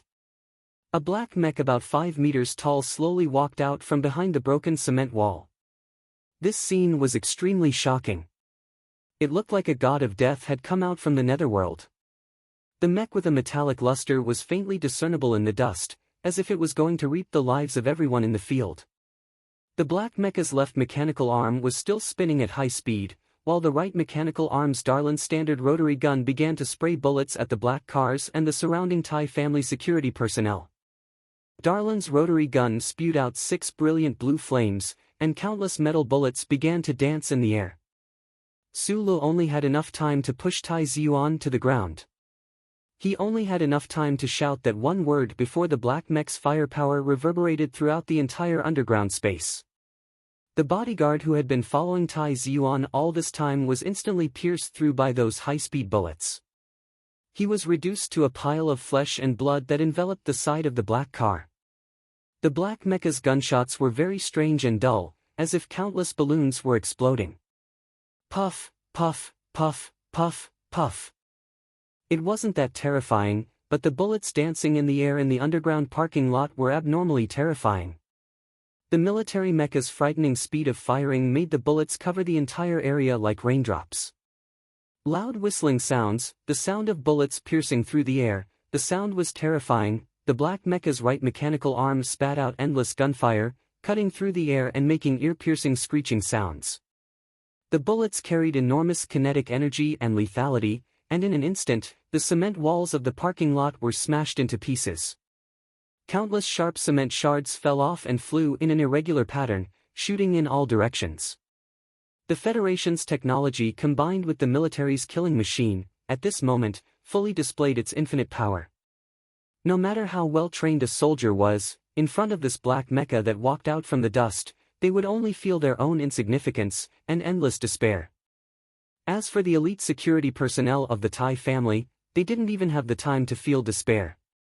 Within the first second after the black mecha broke through the cement walls, they were all shot into countless pieces by the black mecha's gunfire. The Tai family's security personnel had already carried out full control of the underground parking lot. They also knew that in the surrounding areas of the gymnasium, there might be a mecha that had already completed its warm-up activation. However, no one would have thought that this standard military mecha had actually been hiding under the gymnasium all this time, just waiting behind that slightly wet cement wall. That cement wall was obviously newly built. It was even possible that after the other party found out about Tai Ziyuan's whereabouts, they built it overnight last night. If the Tai family had more time to react, more time to prepare, they might not have made such a mistake. If the Federation's Rapid Response Department had more time, perhaps they would have already found out where the mecha was hiding. However, there were no ifs in this world. A mecha that had wandered out of the control of the military was in itself an inconceivable matter. Who would be able to fully understand the layers and layers of inside information behind this? And the faction that planned today's operation against Tai Ziyuan was actually able to come up with such a meticulous plan in such a short amount of time. They even had the ability to secretly transport a 5-meter-tall mecha to Linhai and into the underground parking lot of the gymnasium right before Jian Shuiyer's concert. All these signs indicated that the person who planned and executed this assassination plan was not only as crazy as Tai Ziyuan had described, but also had a kind of genius or idiotic imagination. The appearance of this standard black military mecha had undoubtedly hit the weak spot of all the countermeasures of the Tai family. The most crucial part was the timing and location of its appearance. In just 1 second, that black mecha had eliminated all the enemies. Its strength was really enough to make people despair. Only those who were still alive could feel despair, such as Sulu, who was lying in a pool of blood from the security personnel. However, Tai Ziyuan did not seem to be in despair. Cold sweat had begun to form on his pale face, but his eyes were still fixed on the door of the black car not far in front of him. It was as if he was certain that as long as he could enter that black car, even if the opponent was a military mecha, he would still be able to survive. In the first second of the mech's attacks, this black car had indeed displayed an inconceivable ability to withstand attacks. It was unknown what special material the body and tires of this car were made of, but under the frenzied barrage of the black mech Darren's revolver, countless deep metallic glints appeared on the body of the car. Some of the edges of the car had already been pierced through, ripping open powerlessly. However, the body of the black car did not suffer any irreversible damage. Although those extremely tragic-looking large bullet holes glowed with a pitiful metallic glow, not a single bullet hole was able to pierce through the interior of the car. In what should have been a quiet underground car park, the sound of electric current crackling and the strange sound of alloy tracks grinding against the concrete floor rang out. The atmosphere was particularly gloomy and somber. Amidst the noise, amidst the dust, amidst the bloody fog in the air, that black mecha approached the black car. On its right mechanical arm, Darren's rotating gun barrel was still wildly firing bullets, not stopping for even a moment. The black car was continuously hit by the bullets, miserably bouncing off the ground and then falling heavily once again. The tires slid on the concrete floor. The black mecha's gunfire was like an invisible hand, pushing it in the direction of the main entrance. In front of the enormous firepower, the black car without any insignia was like a small boat in a storm. At any time, it could be overturned by those dazzling waves of gunfire, and then be torn into countless pieces, sinking to the bottom of the sea, never to rise again. And in the only angle that the black car could cover, Su Le and Tai Ziyuan, who were in the pool of blood, could not even lift their heads under the flying metal shards and concrete. They were even more unable to retreat into the interior of the stadium, and could only wait for the metal shells to tear them into pieces. M52, it's an M52, Su Le lay in the pool of blood, mumbling incessantly.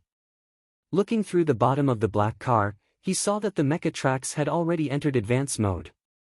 He anxiously and angrily discovered the model of this powerful mecha. Boundless fear made Su Le's face abnormally pale, but it also made his mind abnormally clear at this moment.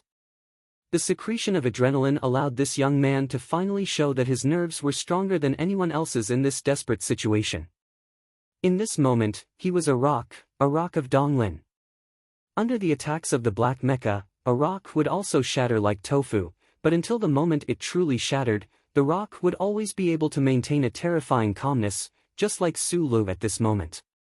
He narrowed his eyes, his entire body cold as he recalled all the blueprints of the M-type mecha in his mind. He recalled the firing speed of Garland's rotating gun barrel, recalled the loading capacity of the M52's chain magazine, and calculated the time. For seconds after the appearance of the black mecha, Su Le and Tai Ziyuan were the only two living people left in the underground car park, Su Le and Tai Ziyuan. Under the impact of this level of power, Su Le knew very well whether or not Butler Jean in the black car had been jolted to death. He only knew that he only had time to calculate for 2 seconds. It was at this moment that his ears, which were already buzzing from the vibrations, caught a sound. That extremely soft sound was like the friction between a piece of paper and another piece of paper. The scientists of the Federation had never been able to solve the problem caused by the inherent structure of the M-series mecha, the 0.2-second pause when the chain magazine reloaded. Although Su Le was a genius in mechanical engineering, he did not have the ability to solve this problem. However, he knew this problem, knew that he only had 0.2 seconds, and he had been preparing for this 0.2 second. Chapter 119. A pause of 0.2 seconds. If a human was not able to focus, they would not be able to notice it at all. Even if they did notice this pause, they would not be able to react, unless this person's reflexes and the ability of the body to achieve this speed were different from the rest. Coincidentally, Su Le was such a person who was different from the rest. In that instant, the muscle fibers in his body twisted and stretched, exploding with terrifying strength. This strength was converted into speed, and like a gray shadow, he shot up slightly from the ground, grabbed Tai Ziyuan by the back of his neck, and threw him into the car. The unique muffled sound of Darren's gun barrel rang out once more, and the dense stream of bullets slammed heavily into the already tattered body of the black car, sending it flying off the ground once more. Su Le's good luck came to an end at this moment. Tai Ziyuan had already been thrown into the back seat of the car, but because the car had suddenly shot up, his body slammed heavily into the bottom of the heavy back door of the car, unable to enter. With a muffled thud, Su Le painfully collided with metal and fell to the ground. At the same time his body hit the ground, the four wheels of the black car that had been sent flying by the mecha's firepower also landed heavily on the ground at almost the same time. In the instant before the black car landed on the ground, its tires had already begun to spin rapidly while still in the air. Butler Jean, who had been sitting in the front row without knowing whether he was alive or dead, reacted at some point. In that split second, he made preparations to escape. Screech, screech. The tires rubbed against the ground, producing a sharp sound. Smoke rose, and there were even sparks. With a screech, the moment the black car landed, it gripped the ground in a decisive manner and shot forward. In just an instant, it had become a plume of dust that rushed towards the underground parking lot. Its speed was truly astounding. Several streaks of blood had just appeared on Su Li's face, but before they could flow down, he stared dumbfoundedly as the black car carrying Tai Ziyuan sped away, leaving him in the parking lot filled with flesh and blood and the smell of gunfire. And at this time, without the black car as a cover, he stood next to the enormous and powerful black military M52 mecha, looking very lonely and small. After Su Li threw Tai Ziyuan into the car, he realized that when he was still outside the car, he didn't yell at Butler Jean, "Start the car," like those righteous protagonists in movies. "Don't mind me." Because he didn't have time to shout, and he didn't want to be left behind. Although he knew full well that the black car had to seize the opportunity to escape, he was certain that this was not Tai Ziyuan's intention. Instead, it was the most logical choice that Butler Jean had made. If he had been able to react in time, perhaps he would have subconsciously asked Tai Ziyuan to escape first and not bother about him. However, he still felt extremely frustrated. Everyone had either died or escaped, leaving him alone to face that black M52 mech. Su Li half-crouched on the blood-soaked concrete floor. His pupils constricted nervously as he stared at the black mech that was turning around not too far away from him. That black metallic military mecha didn't pay any attention to the unarmed young man beside it. Its target was the black car that was currently speeding away from the underground parking lot, because it knew very well that the heir of the Tai family was in that car. And in its opinion, no matter how well-trained a human was, he would not be able to pose any threat to its powerful mecha, not to mention that the human did not have any heavy weapons in his hands. And so, the black M52 mecha turned around silently. Amidst a series of static noises, the lower half of the mecha began to enter full movement mode. Meanwhile, on the right mechanical arm of the mecha, a metal barrel-like component had already protruded, aiming at the black car that was already 50 meters away and was about to reach the underground parking lot. Su Li's entire body was in intense pain. He stared in disbelief at the movements of the black mecha in front of him. In an instant, he recognized the component protruding from the mecha's right mechanical arm. It was the main cannon. Tai Ziyuan awkwardly squeezed into the car, but was immediately jolted up by the violent vibrations. Then, he saw that Butler Jean, who had been in the driver's seat, had raised his head at some point. He was looking ahead silently, and the battle scene around the car window was instantly cast behind him. His face was pale, and he immediately noticed that Su Li was not in the car.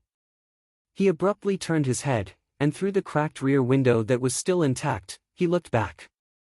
Then, his expression became abnormally complex, because he saw a scene that he could not accept. Far away in the underground parking lot, that huge black mecha was turning around amidst the sound of static. Meanwhile, his friend Su Li was half-kneeling in a pool of blood beside the mecha's mechanical leg. He looked like an ant that could be trampled to death at any moment. Meanwhile, behind the completely collapsed concrete wall, several fully armed killers were forcing their way through the area the mecha had opened up. A pained expression appeared on Shi Ziyuan's handsome face, and his usually calm eyes were filled with boundless anger and grief. He knew that no matter whether it was a random move from that military mecha or those mecha squad soldiers hiding behind the concrete wall, they could easily kill Su Li. His thin lips were tightly pressed together. His hands gripped the backseat of the car so hard that his fingertips dug deep into it, but he did not say a word. Su Li had saved his life once again, but he could only watch as his benefactor died. This was because he knew that even if he stopped the car and drove back now, he would not be able to save the other's life. Moreover, at this critical juncture, Butler Jean would definitely not listen to his orders. Tai Ziyuan's emotions were very complicated. Mecha's main cannon firing. Defense probability, 40%. The car's central control computer began to beep urgently and began to issue a stern warning. The seatbelts automatically popped out and strapped the bodies of the people in the car tightly to their seats. Like Su Li, Tai Ziyuan narrowed his eyes slightly. Through the spiderweb-like glass, he looked at the black mecha's raised right mechanical arm in the distance. He looked at the incomparably tiny Su Li beside the black mecha, as though he had not heard the warning at all. Sulu half knelt in the pool of blood. He looked at the huge mecha not far in front of him and slowly but terrifyingly used its right mechanical arm to aim at the fleeing black car in the distance. Since he was young, he had been constantly learning about mecha mechanics. After a year of absorbing information at University, he could easily determine that this M52's main cannon, which had the highest output power, would hit the fleeing black car in 0.3 seconds. The black car had already demonstrated its powerful defensive capabilities in the previous attack. However, Sulu did not think that the black car would be able to survive the attack of this mecha's main cannon. Even if it was the Empire's armored mecha, under the close-range attack of an M52's main cannon, it would only end up with a hole in the middle. The black M52 mecha let out a sizzling sound. The powerful firepower prepared for the attack caused this huge and heavy mecha's body to begin to tremble slightly. Kneeling beside the mecha, Suli's face was pale, and his body began to tremble violently. His eyes stared coldly at the M52 mecha in front of him, at the alloy hydraulic pipe that was exposed to him in attack mode. Although that black car had left him almost heartlessly, other than anger, Sulu did not have time to develop too many negative emotions. Just as he had always emphasized to Shi Qinghai, he was a person who only knew how to use his hands and not his mouth. He was a very direct person. The reason Sulu had fallen into such a hopeless situation was because he wanted to save Tai Ziyuan. At this time, the black mecha was about to kill Tai Ziyuan. If he were to say that he had died because of Tai Ziyuan, and Tai Ziyuan had still died in the end, this would be an extremely unreconciled and infuriating matter. It was a bit of a mouthful, but in Su Li's mind, it was only a fleeting thought. Unreconciled, not worth it. A wave of stubborn viciousness quickly took over his entire body. The corpses lying in the pool of blood around him, as well as the innocent victims he had seen in the gymnasium earlier, stimulated his long-hidden bloodthirst. How could he stop the black mecha's main cannon from firing? Su Lu had no choice. Although he was not an ordinary person, he was not a god either. He could only stare fixedly at the hydraulic pipe behind the mecha's right mechanical leg. Then, a familiar image appeared before his eyes. It was a verdant valley, and behind a big tree was a black M52 mech. That uncle with a familiar face smashed into the tree like a cannonball, breaking the hydraulic pipe with a single punch. Oil shot out like a waterfall, and the M52, which had lost its balance, immediately toppled over. Sulu had only seen the blueprints of the mecha before the M37 series, so he did not know which aspects of the current military's most advanced M52 mecha had flaws. However, Uncle Feng Yu's ferocious figure in battle with the mecha had already given him the most profound lesson. The military mecha that was locked onto the black car's trajectory coldly ignored the ant like Sulu. How could it have known that the ant had already reached out with its little pincers, trying to take a bite out of the elephant's leg? The posture of this black M52 mech before Su Li's eyes was too cool. It just so happened that the hydraulic pipe was exposed right in front of Su Li's eyes. The position and angle of the hydraulic pipe closest to Sulu were all perfect. It was like a slut sticking up her butt and telling others to come and kick her, come and kick her. Sulu, who had already been blinded by viciousness and bloodthirst, was moved at this moment. His heart was itching, and there was not a part of his body that was not itching. So, his whole body trembled, his face pale, his eyes extremely bright. Like a madman, he charged out, aiming at the hydraulic pipe on the black mecha's right mechanical leg, and viciously kicked it.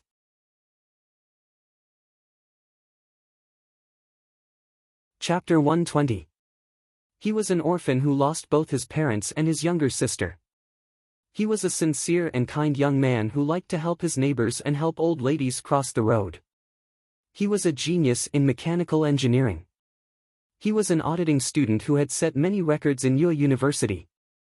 He was a small character who was sincere to others and honest to himself.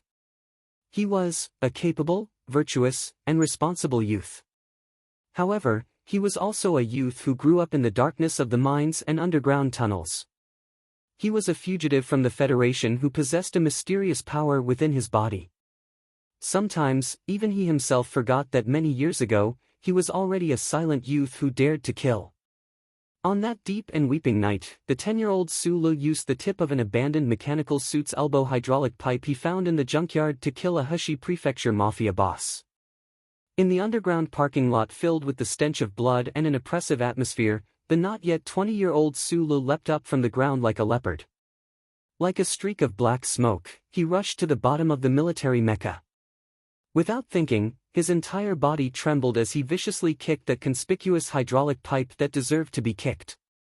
In his life, perhaps he really did have a lot of affinity with this type of hydraulic pipe. Every time, he would be able to witness his most fearful, most ruthless moments. No matter how the Federation's scientists used their imaginations, for such a large mechanical body like a mecha, the most critical linkage of the control system and structural system was still the same as it had been countless years ago, all of them the most primitive type of hydraulic system. There had been scientists who had proposed other designs before, but the cold and merciless battlefield experience had long since proven that only the most primitive type was the most reliable and sturdy. The mechanical legs of the M52 mecha had at least 7 hydraulic pipes of different thicknesses and different uses. Most of them were hidden under the armor, some deep within the alloy structure, while the exposed hydraulic pipe was all formed from alloy in one go. It was thicker than a human's thigh, strong enough to withstand concentrated fire, so the designers had never thought of installing any anti-strike device on this hydraulic pipe. This was because a monster like the mechanic phone you should not exist in this world. Su Li's body trembled violently. The enormous power in his body instantly passed through the countless pathways in his body, and all of it was delivered to his thighs, his joints, and his feet. The foot that carried with it a fierce whistling sound ruthlessly kicked the cold and sturdy alloy hydraulic pipe, making a loud muffled sound. The moment the pair of leather boots came into contact with the hydraulic pipe, they began to deform and tear apart. In a very short period of time, they bloomed into countless pieces, fluttering and struggling around Su Li's feet like butterflies, but they did not have time to fly away. The power that came from behind his waist passed from the soles of his feet to the hydraulic pipe. The metallic luster of the hydraulic pipe dimmed a little, and then it trembled slightly, and then it returned to normal. The cold metal didn't have the slightest ripple. The hydraulic pipe did not break, and it did not collapse like the mecha that had been hit by Feng Yu in the outskirts of Heshi province a year ago, bathed in oil like a waterfall and collapsed. That black mecha did not move at all. It coldly aimed at the black car that was about to escape from the underground parking lot and fired its main cannon. In that instant, Su Lu felt as if his foot had kicked a metal plate. No, he had kicked an iron pillar that had taken root in the ground. A wave of pain that was enough to make a person faint traveled from the soles of his feet to his ankles, then to his knees, and finally to the base of his thighs. He could even feel countless cracks beginning to extend from his toes. Countless muscle fibers began to tear, and even his leg bones began to crack. An unarmed and defenseless human using his own flesh and blood to launch an attack against a massive metal mecha, this was a crazy move. Furthermore, the incomparably large recoil from that mecha's metal body further proved that this kind of challenge was too tragic to be effective. Su Lu was sent flying by the recoil. The power he had been using to control his body had long been reduced to nothingness by the mecha's recoil. His body flew through the air like a kite with a broken string. Before the immense pain could fully occupy his mind, his leg bones were already completely shattered, hanging limply in the air. He felt as if all his bones had been shattered, and a sweet feeling began to accumulate in his chest and abdomen. Su Lu, who had been sent flying, danced in the air, his eyes watching the black mecha in front of him from the corner of his eye. He knew that he was not Uncle Feng Yu, and did not have the ability to subdue a mecha single-handedly. He himself also did not have such extravagant hopes, so he was not disappointed, much less despairing. Instead, an incomparable flame of elation burned in his eyes, because he knew, this kick had definitely been effective. It was just that where the effect was, no one knew. The hydraulic tube by the black mecha's mechanical leg only trembled slightly under his foot, then returned to normal. However, in a place that neither the naked eye nor the mecha's monitoring system could detect, within the absolutely sealed fluid flowing within the tube, between the inductive component circuits that the mecha's control system relied on, a tremor began to spread. It was just like the pain and bone fractures that were spreading through Su Li's body at this moment. That tremor was very similar to Su Li's earlier tremors. Su Lu ended his journey of being sent flying. His head tilted back, and he spat out a large mouthful of blood as he landed heavily on the ground. At the same time he landed, the black mecha had also finished firing its main cannon. There was a saying in the Federation, if you deviated 1 centimeter from the correct direction at the beginning of your journey, by the time you finished your journey, you would find yourself 1,000 kilometers away from your destination. Su Li's foot kicked the hydraulic tube, transmitting all the tremors in his body to it, causing the sealed fluid within the hydraulic tube to distort slightly. This was an error that the mecha's program would never allow, but this error happened in that instant. A vibration of about 0.01 millimeters was transmitted into the body of the massive mecha along with the ripples of the fluid. It gradually spread, passing through those electrical components and circuits, passing through those electrical and data channels, spreading, and was gradually magnified. In that instant, the right half of the black M52 mecha's body began to tremble slightly to an extent that was not visible to the naked eye. By the time the vibration of 0.01 millimeters reached the right mechanical arm of the black mecha, it had already become an error of 1 millimeter. A loud boom rang out. The main cannon of the military mecha had already exceeded the concept of normal speed. A vortex suddenly appeared in the air within the underground car park, and right in the middle of the vortex was an incomparably empty space, an empty space. Right in the path of the main cannon's aim, 3 holes the size of basketballs appeared almost simultaneously on the 3 thick concrete walls of the underground car park. The 3 holes were cut neatly in a straight line, and on the other side of the holes was the black car that was currently speeding away.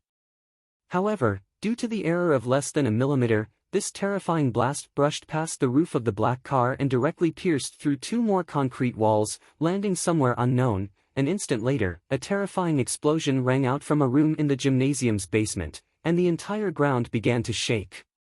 Directly piercing through 5 concrete walls and finally triggering such a violent explosion, the power of the military M52 mecha's main cannon was truly too shocking. It was hard to imagine, if this blast had landed directly on the black car, Tai Ziyuan and Butler Jean in the car would have died a horrible death. Su Lu, who had landed in a pool of blood on the concrete floor, was once again bounced up from the ground by this blast. There was not a single part of his body that did not ache. However, his eyes, reddened by the blood, watched as the black car in the distance finally left the underground car park. He could not help but break into a grin, revealing his white teeth amidst the smoke as he laughed out loud. At the same time, his right hand found a cold gun by the side of the half-broken corpse beside him. That huge black mecha clearly did not expect its main cannon attack to actually miss its target. Although the pilot in the mecha's cockpit had felt a trace of surprise when that human had kicked the mecha in a frenzy earlier, his strong nerve control, logical judgment, and the instinct of a soldier to obey orders allowed him to completely ignore the kick that the lunatic had launched with his frail body. He simply aimed at the car and fired the main cannon. At this time, the pilot in the M52 mecha finally noticed that the fellow in the green military trench coat lying under the mecha's feet seemed to be a little unusual. However, he did not have the time to find out what was so unusual about this fellow's body. Just as the black car disappeared from the underground car park, this mecha warrior used his communicator to issue orders to the soldiers accompanying him. At the same time, his hands moved like the wind as he entered 17 data commands on the touch-sensitive holographic screen.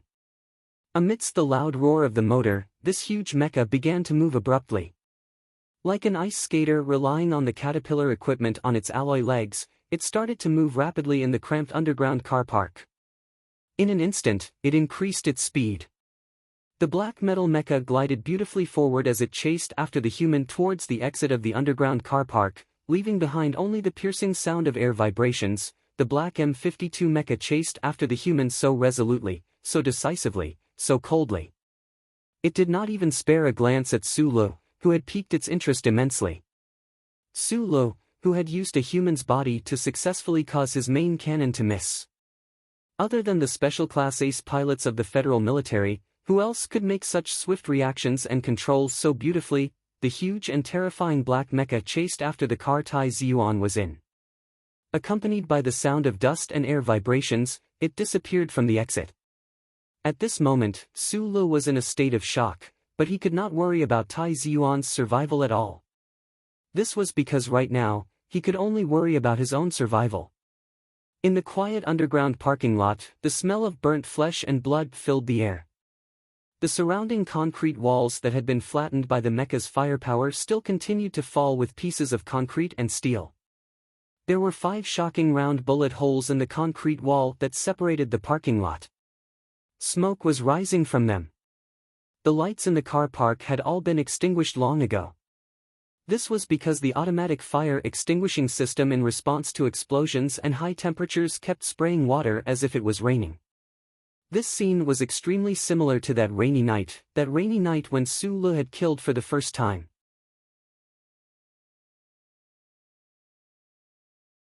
Chapter 121. In the darkness, water splashed everywhere. The gun that Su Le had picked up instantly spat out a flame, illuminating the mist in front of the gun muzzle. It created a beautiful refracted ray of light that was as beautiful as a rainbow. He raised his right arm high and waved it quickly. The flame and the beautiful ray of light in the surroundings quickly dispersed, as if a red fan had suddenly opened up. A few muffled sounds rang out. It was unknown how many bullets had hit the militants, and how many bullets had hit the hard concrete walls. In the darkness, only the vague silhouettes of 6 or 7 militants could be seen. One of the silhouettes let out a muffled groan, his neck snapped, and he fell to the ground. Su Le had never been in the military before. He had only memorized countless battle regulations and battle formations for the Ministry of Defense's Mecha Operator exam. Actually, this knowledge was not very useful for his exam, but Uncle Feng Yu had asked him to learn, so he had obediently learned. He had never thought that it would be useful at this moment. The bullets that he had randomly scattered in his nervousness had actually successfully hit a target. This should be the first time he had fired a gun. The heavy feeling on his wrist and the slightly numb recoil made his body, which was lying in the puddle of water, feel a little uncomfortable. This standard repeating gun should have belonged to one of the Tai family's security guards. However, that security guard had already died in the ambush of that military mecha. His corpse had been torn into countless pieces. Luckily, the safety of this gun had been switched off, allowing Su Le to complete his shot in the first instant. Su Le's reaction was very fast. What was even more admirable was his unyielding, silent, and determined personality. After being sent flying to the ground by the mecha, his subconscious action was to search for a weapon on the ground. He wanted to continue fighting for his life, even if it was just a struggle. In the darkness, in order to not expose himself, Su Le's right arm was raised extremely high. Even so, that group of well-trained militants could still accurately determine his position. A rapid rain of bullets rang out, and the sharp sound of bullets breaking through the air rang out. Countless splashes of water and concrete were sent flying everywhere. He had only been bitten by a mosquito. Su Le leaned against the back door and breathed rapidly. His chest heaved up and down as he felt the pain in his right arm. He knew that he had been shot by the militants before he slipped through the door. However, in the darkness, he did not know where he was shot. He only knew that there was a bullet wound on his right arm. Blood was flowing out and the pain was destroying his nerves. He was only bitten by a mosquito. In the darkness, his face was pale, but no one could see it. His eyes were bright to a terrifying degree. He breathed heavily, not caring whether the militants could hear him or not. He kept repeating the words about mosquitoes, convincing himself not to care about his injuries, convincing himself that he could still survive in such a difficult time. What was more serious than the gunshot wound was the injury to his right leg. Earlier, in order to shake that large and heavy mecha, he had focused all the strength in his body on his leg and kicked out. Although he had successfully destroyed the attack of the mecha's main cannon, the recoil from that huge force had directly destroyed his right leg. Right now, his right leg was twisted in a horrible position. The broken bone inside was cutting into his red and swollen leg muscles. It was very painful, but the pain was numbing. Su Le couldn't feel it at all. The rainwater in the underground parking lot was still spraying out. The smell of blood was slightly lighter than before, but the burnt smell was getting stronger. It was unknown whether the room that had been hit by the mecha's main cannon was currently burning with a raging fire. Sulu lay on the ground, silently gripping that unfamiliar metal gun. On the other side of the door were several militants who had participated in the assassination. These militants clearly had a military background and were used to following mecha in group operations. However, they were also no strangers to individual combat. This silent and tense standoff didn't last long. At least, it didn't last as long as Sulu felt. The group of militants didn't have much time to waste with him. They needed to retreat before the Federation's powerful forces could react. However, under the light of the First Charter, even if they retreated, it would probably be difficult for them to leave the Federation. The sound of gunfire rang out again. Countless bullets struck that heavy door, sending sparks and fragments flying. If this door in the underground parking lot wasn't made of metal, it was likely that Sulu, who was behind the door, would already have been turned into a hornet's nest by now. Behind the door, Sulu shrunk his body as much as possible to avoid being hit by the stray bullets flying in all directions. He didn't dare to raise his head at all, and he didn't dare to move. However, that gun was consciously raised by him and aimed at a certain angle beside him. This was completely based on his intuition. The gunshots had just stopped when a fierce figure pounced in.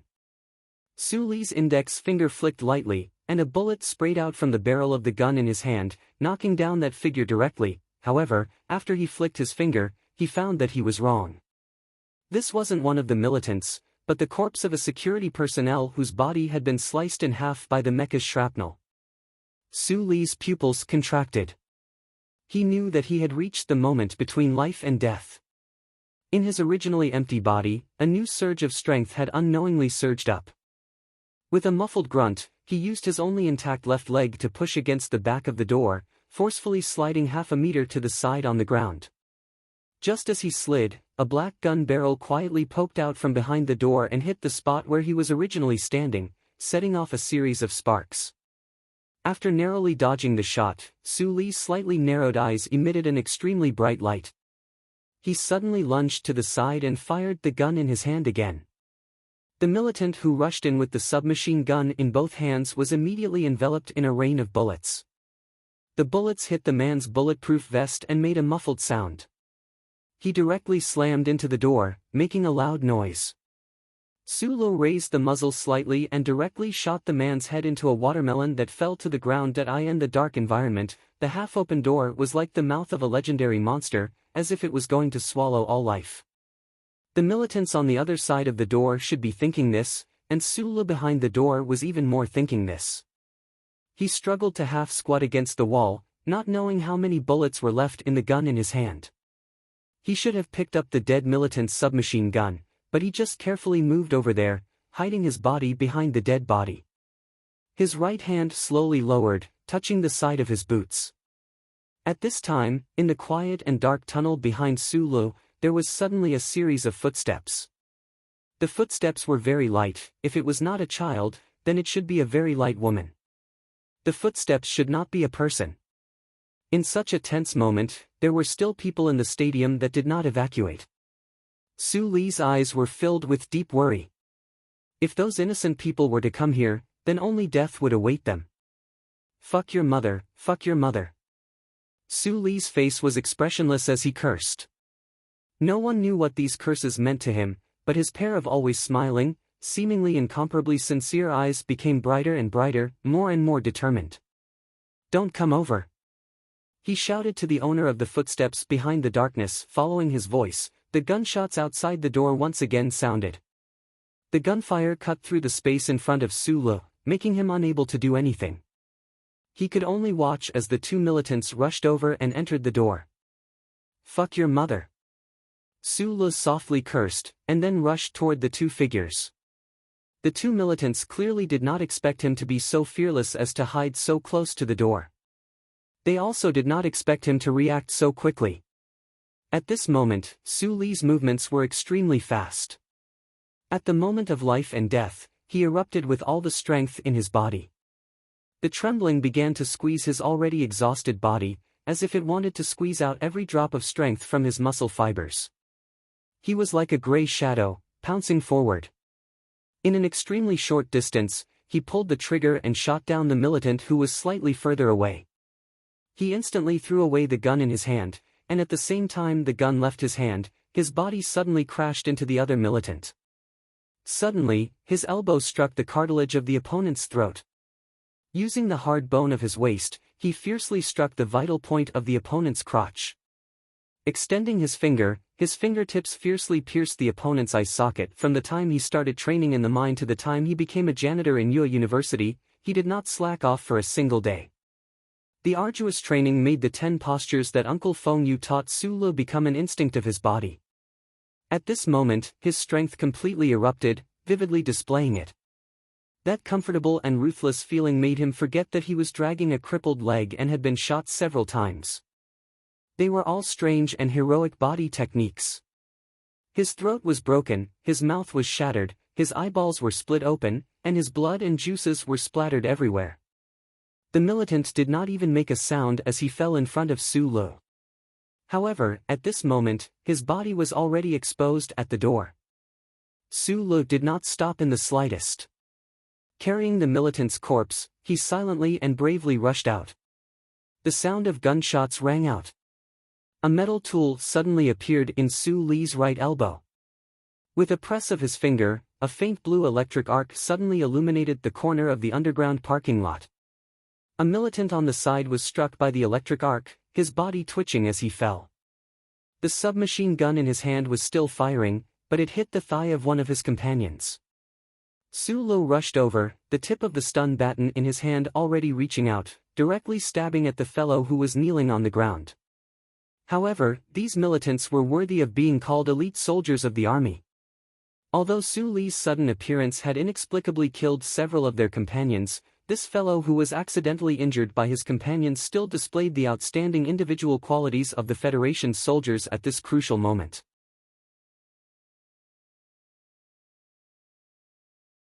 Chapter 122. The stun baton that Su Le had named Flying Dagger had been cleverly modified into a multi-purpose tool. The electric shock effect at the front was still intact, but the back of the handle was designed with a retractable dagger tip. Earlier, he had electrocuted one of the militants unconscious.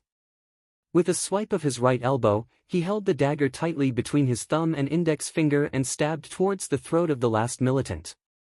Unexpectedly, at the last moment, the militant actually turned the submachine gun in his hand into a cold weapon and directly blocked his wrist.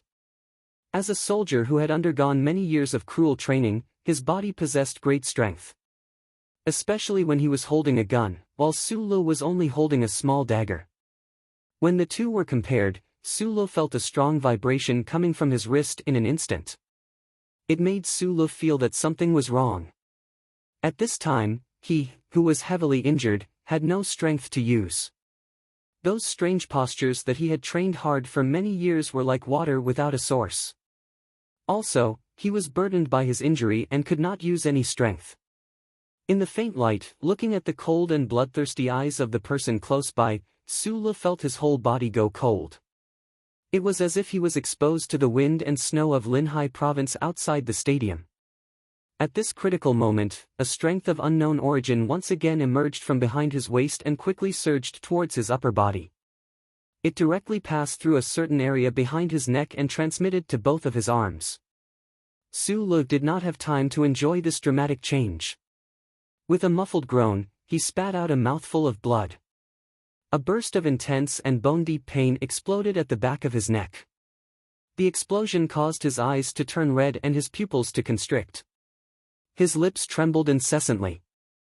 The skin exposed to the outside was painful as if it was about to split open. And his brain felt as if there were countless needles piercing endlessly. Su Le, who had been silent all this time, was used to being silent. Even when he thought that he was going to die, he would only curse softly or in his heart. Under this unbearable and immense pain, he finally cried out. Following this mournful howl, he placed his left hand on his right wrist and pushed forward along the pain. With a puffed eye in front of the heavy and incomparably sturdy mecha, Su Le was just an ordinary person. No matter how strong his strength was, he could only make the mecha tremble slightly.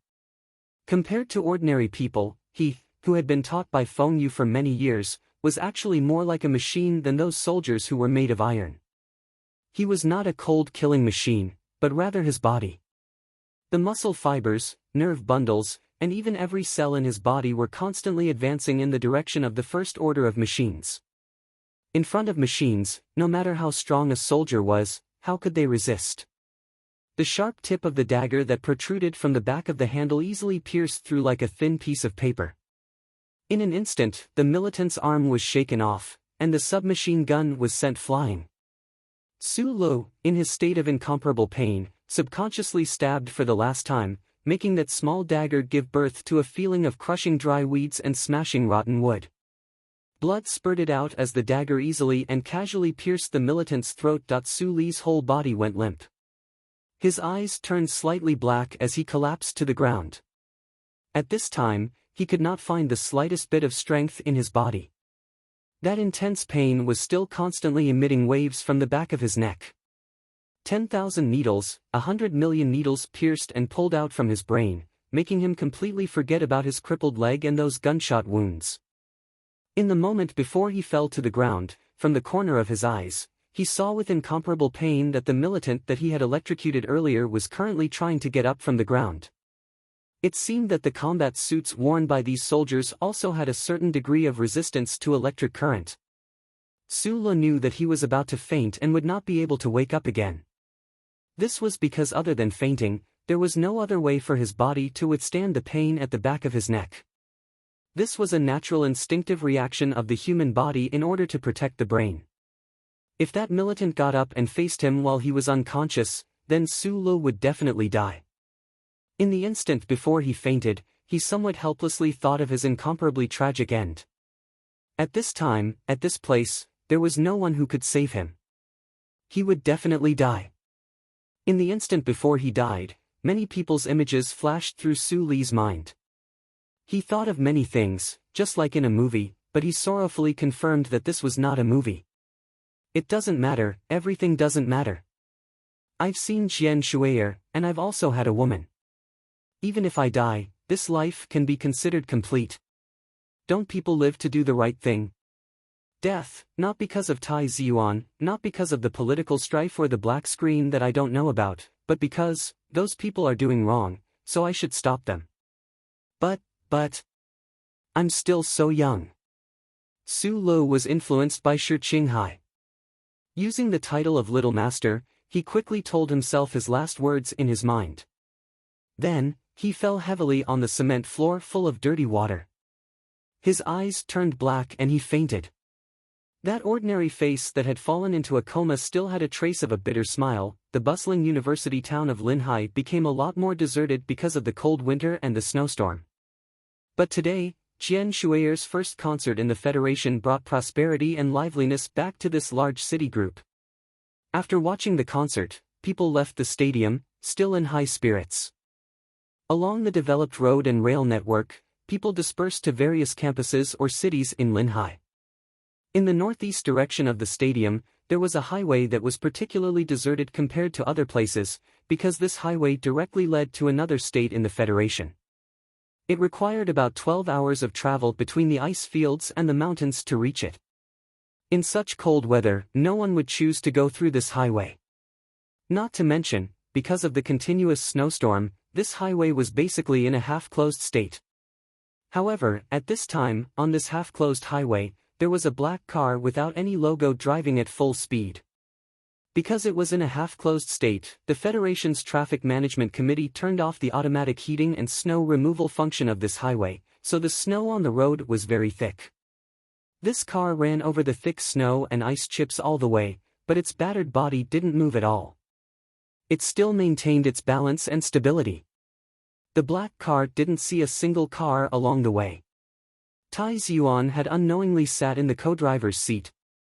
The two-way seat belt tightly fastened his body. His expression was very cold.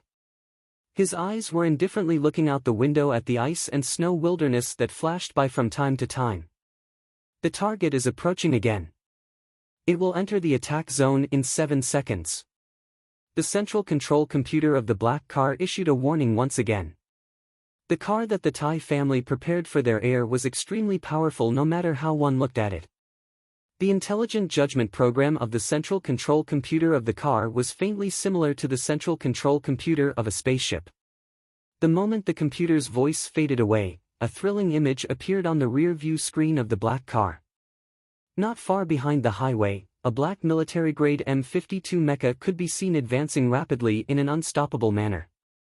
That mecha had already completely switched to forward mode.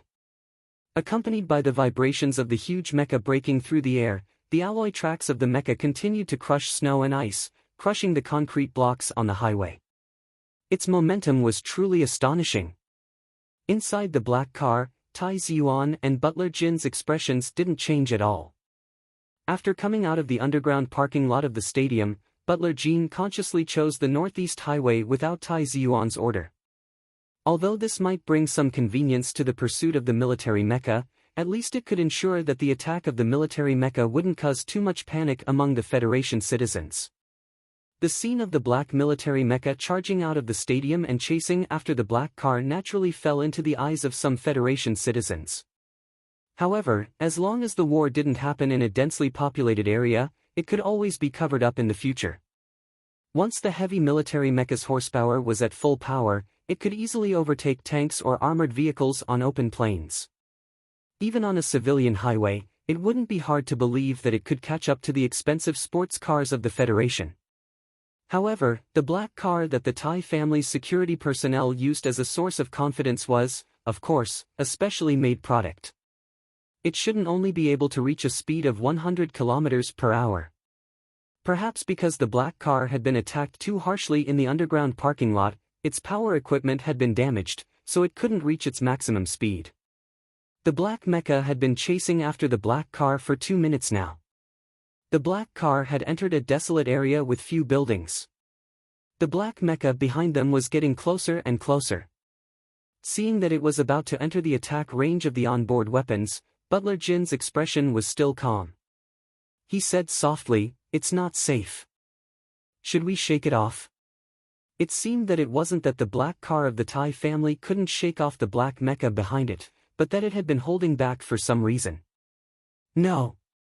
Tai Ziyuan's eyes stared at the snow outside the window. His heart was even colder than the snow. His hand gripped the handrail of the car window tightly. His knuckles were slightly white. Just a moment ago, his heart suddenly trembled and ached. It was as if something had happened in the stadium that he didn't want to imagine. People from the military are involved in the assassination of civilians. This is equivalent to treason. Tai Ziyuan's pale face was expressionless. Under the light of the first charter, they are prepared to die at any time.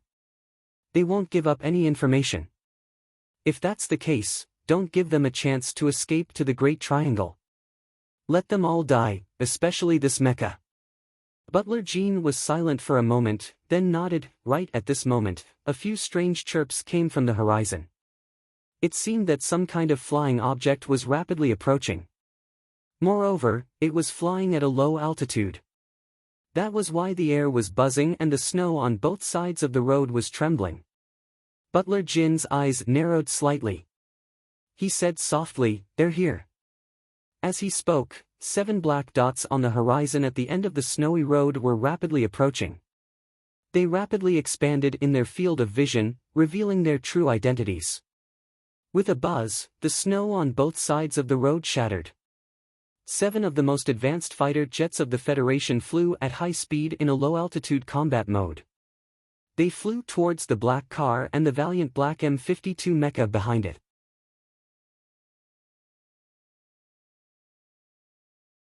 Chapter 123. The black M52 mecha drove out of the stadium's underground parking lot at high speed and chased after the black car all the way to the snow-covered highway. The pilot who was piloting this mech had always maintained an absolute calm and a strong determination to complete the mission, but his mentality had already undergone some subtle changes. The pilot in the black mecha was called NATO. He was the model of the Federation's military, the most outstanding elite, and the winner of 4 Purple Star medals. The mecha under his control did not make any unnecessary movements. Every move was simple, clear, and deadly. 10 years ago, he had personally piloted the mecha and destroyed 14 Empire mechas on the grassland on a planet controlled by the Empire during the Federation Army's counterattack through the space portal. The black mecha he piloted appeared for the first time. Like a demon, it broke through the thick concrete wall and appeared abruptly from the concrete blocks and smoke. In just 1 second, it had eliminated all the Tai family's security personnel except for the area around the black car. The black mech perfectly controlled the angle of its fan-shaped shooting, trying its best to maximize the lethality of each bullet. With his ability, he should not have given the opponent any chance to escape after lurking for an entire night and using a mecha to ambush a Federation citizen. However, there were 2 accidents during the assassination. These 2 accidents were out of his control and were not his responsibility. The first accident was the black car. NATO, the major in the black mecha, had never imagined that the Federation would have such a sturdy car. Although he knew very well who his target was and how powerful the family behind that young man was, it was still a black car, not a mecha. How was this possible? Even after using up the chain magazine of the M52, such terrifying firepower had only left behind those ugly deep metal craters on the car's body, and had not penetrated the car's body. It was because of the black car's terrifying defensive capabilities that Butler Jean had survived. It had also given Su Lu and Tai Ziyuan, who had reacted quickly, a chance to survive. For Na Duo, the second surprise of the day was the young man in the West Woods uniform. This excellent pilot did not know why a soldier from the West Woods would suddenly appear beside his target, but he did not care about the non-target at first, until the other party valiantly and crazily kicked his mech's mechanical leg. The situation at that time was very much like a Federation proverb: on the highway, a poor insect is holding up its armored arm, trying to show off, trying to stop a speeding vehicle. However, this seemingly crazy and foolish action had successfully interfered with the black mecha's main cannon. Na Duo did not understand why the mecha in his hands, which had always been incomparably stable, would suddenly tremble slightly in that instant. Regardless of whether it was the automatic balancer or his own manual control, neither of them could complete the final calibration. As a result, the first shot from Jia Gong's main cannon had actually deviated from its target. This was a strange thing that Na Duo had never encountered in his 20 years of military service. How much force did that young soldier from the West Woods need to be able to shake the multi-ton body of the M52? And how did the force of that kick interfere with the internal control system of the mecha? Even at this time, driving at high speed on the snowy road, Na Duo still felt that the M52 mecha, which had always been like his own body, seemed to have some sort of wave interference.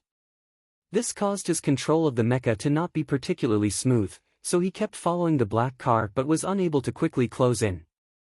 Most of the citizens of the Federation were materialists, especially the citizens of the 3 administrative planets of the capital ring. Na Duo felt that there was a small problem with his mecha, but he would never have guessed that the young soldier from the West Woods was still affecting it. His instincts told him that the black car of the Tai family in front of him was using some sort of interference device. It had been some time since the pursuit began in the underground parking lot. The black mecha seemed to be in a fierce pursuit, but it was always unable to reach the effective range of its attack.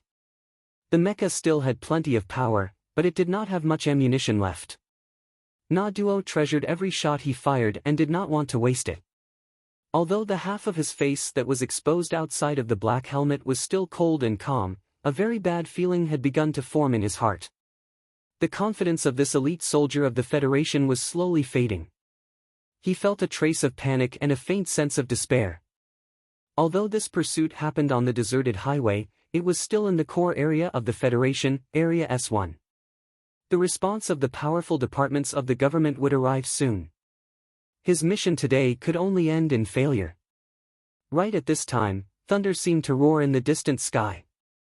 Na Duo stared at the 7 light marks that appeared on the holographic screen in front of him. He confirmed that these were the fighter jets of the Federation. He confirmed that these 7 advanced fighter jets had flown at low altitude and avoided the surveillance radar equipment of the mecha that covered a radius of 20 kilometers. The internal warning of the mecha rang, reminding him that the fighter jets had locked onto his body and could be attacked at any time. These were the K-12 fighter jets that the Federation was most equipped with. They could carry a maximum of 9 air-to-ground missiles. 7 fighters meant that there would be 63 missiles. In just an instant, this number appeared in Na Duo's mind. However, at this time, he instead calmed down. Even if he failed today, it would not be the fault of the battle. Instead, it would be those strange accidents and fate that were interfering with his work. At this moment, the resolute lines of the soldier's face became as sharp as a knife.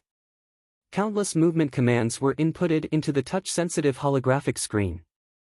Meanwhile, the mecha, which had been maintaining full speed all this while, also began to rapidly change form amidst the loud electrical noise. The tracks on the bottom left their tracks, and the mechanical legs reached out once more, carving deep marks into the concrete ground. Amidst the whooshing sounds, more than 10 gray lines shot over at high speed from the horizon. These were the standard Oxtail air-to-ground missiles that the Federation fighter jets were equipped with. These missiles brushed past the edge of the black car in front, shooting towards the black mecha that was rapidly moving in a strange posture behind it.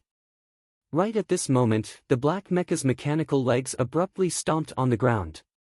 The entire mecha suddenly leaned forward at high speed, as if it was about to fall to the ground. However, the body of the mecha relied on inertia to flip around in the air, performing a beautiful movement similar to a fighter jet's wing. Amidst the dense barrage of missiles, the mecha found the only path and glided forward, actually dodging all of them. Those terrifying missiles brushed past the black mecha's massive body and struck the surface of the highway, exploding. Who knew how much snow and concrete were sent flying into the air, sending a cloud of dust into the air? However, one of the missiles had landed between the black car and the mecha. Although the mecha had successfully saved its life in that extremely dangerous moment, it could not avoid the missile that had exploded on the concrete ground in front of it. The missile exploded 20 meters in front of the mech. At the last moment, the black mecha still displayed its powerful combat power.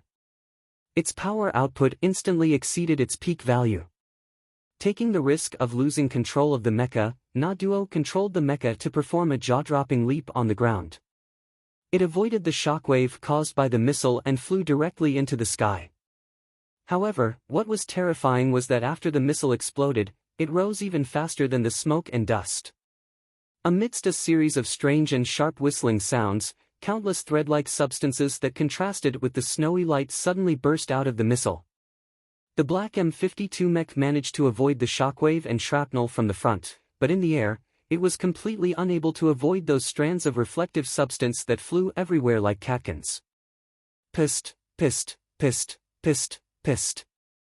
Those fine lines seemed to have a magnetic force, quickly sticking to the smooth and firm surface of the black mech. Those were some dark-colored things that looked like graphite bundles. Electromagnetic beam bomb. Inside the mecha, Na Duo felt a chill in his heart and gave up all hope. The Federation's rescue department had actually, in such a short period of time, installed an electromagnetic beam bomb specifically designed to target mecha. He no longer had any hope of escaping. The sizzling sound of electricity rang out. Those dark-colored metal wires sticking to the surface of the black mecha began to flash violently with blue electric arcs. At this time, the M52 mecha was still gliding valiantly through the air due to inertia. In an instant, it was enveloped by the blue electric arcs, appearing extremely strange. The blue electric arcs disappeared instantly, but the M52 seemed to have lost all power. Its movements in the air abruptly froze, and like a puppet whose strings had been cut, it fell heavily to the ground. Then, it rolled forward stiffly, smashing a large crater in the concrete ground, leaving a perfectly straight trail behind it. After the missiles, the fighter jet finally arrived. Several muffled sounds rang out at almost the same time. The projectiles fired by the ground-to-air cannons plowed several deep trenches in the ground. Cement splattered everywhere, and smoke and dust flew all over the place, heading straight for the mecha that had already lost its ability to operate. Countless muffled sounds rang out from the surface of the black mecha at the same time. Those sturdy alloy armor of the mecha began to deform, begin to be penetrated, begin to be damaged, begin to become an existence akin to trash. Without the sound of sirens, the Special Forces team of the Federation's 1st Military Region approached the black mecha in the middle of the road in silence and vigilance. Behind them, the armored vehicles with full firepower reserves were ready. This black mecha's control system had been destroyed by the electromagnetic beam bomb of the fighter jet, and it had also been mercilessly raped by the ground-to-air cannons. The entire body of the mecha had become extremely tattered, lying miserably on the road. It looked like it no longer had any combat ability. However, in the eyes of the Federation soldiers, mecha were the most powerful and also the most unpredictable combat machines. They did not know whether or not any accidents would happen. The cabin door of the black M52 slowly opened. On the road below the mecha, the soldiers raised the muzzles in their hands. The sound of metal clanging against metal rang out one after another behind the mecha. Taking off his helmet, Naduo wiped away the blood at the corner of his mouth. He glanced coldly at the soldiers closing in on the mecha. Listening to those vague voices ordering him to abandon the mecha and surrender, he slowly shook his head. When he had faced those 7 Federation planes earlier, he had actually been confident that he could at least shoot down one of the planes that had taken the risk of flying at a low altitude. Even though the mecha's automatic control system had been destroyed, he still believed that he could control the mecha and make those soldiers below pay a heavy price. However, since the mission had already failed, he did not want to make a move against those soldiers. As fellow soldiers, they should have fought together on the battlefield. They should not have become enemies in the first place. The soldier Naduo looked at the black car at the corner in the distance and narrowed his eyes. He lightly patted the slightly hot metal body beneath him, took out a handgun, and aimed it at his temple. He silently pulled the trigger.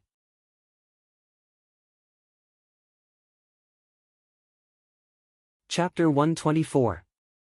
Slay the dimples and says cutely, I'm still writing the next chapter, but the content is more critical, so I'm writing it too slowly. It might be a bit late.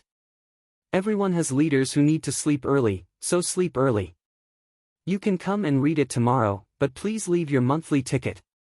But this pig of mine doesn't seem to have dimples, so I'll slay the fat face. The crisp sound of gunfire echoed in the ears of the nervous soldiers moving forward, reverberating on the quiet highway in the northern suburbs of the university town, reverberating between the snow-covered sky and earth. Tai Ziyuan retracted his gaze from the screen and tightened his coat around him. He looked at the heavily damaged black mecha in the distance and frowned, not saying a word for a long time. He didn't know the name of that dead soldier, but he figured that he would find out soon enough. This soldier was clearly an ace pilot of the Federal Army. From the initial ambush in the gymnasium to the subsequent operation on the highway, it all showed this person's incomparable military prowess. Tai Ziyuan looked at the other side of the highway, a trace of heaviness flashing across his slightly pale face that didn't match his age. Today, he had almost died under the attack of the mecha. Now that he had confirmed that he was safe, he felt a trace of fear, but he didn't show it.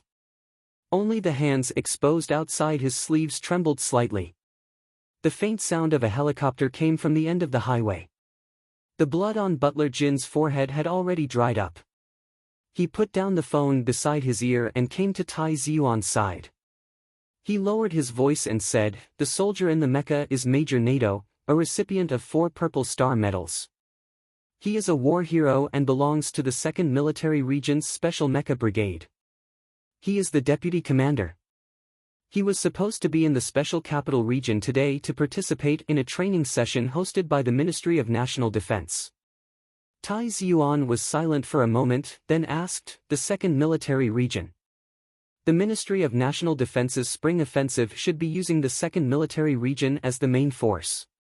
If my guess is correct, this Major Nato must have had many comrades who died in the encirclement of the anti-government forces.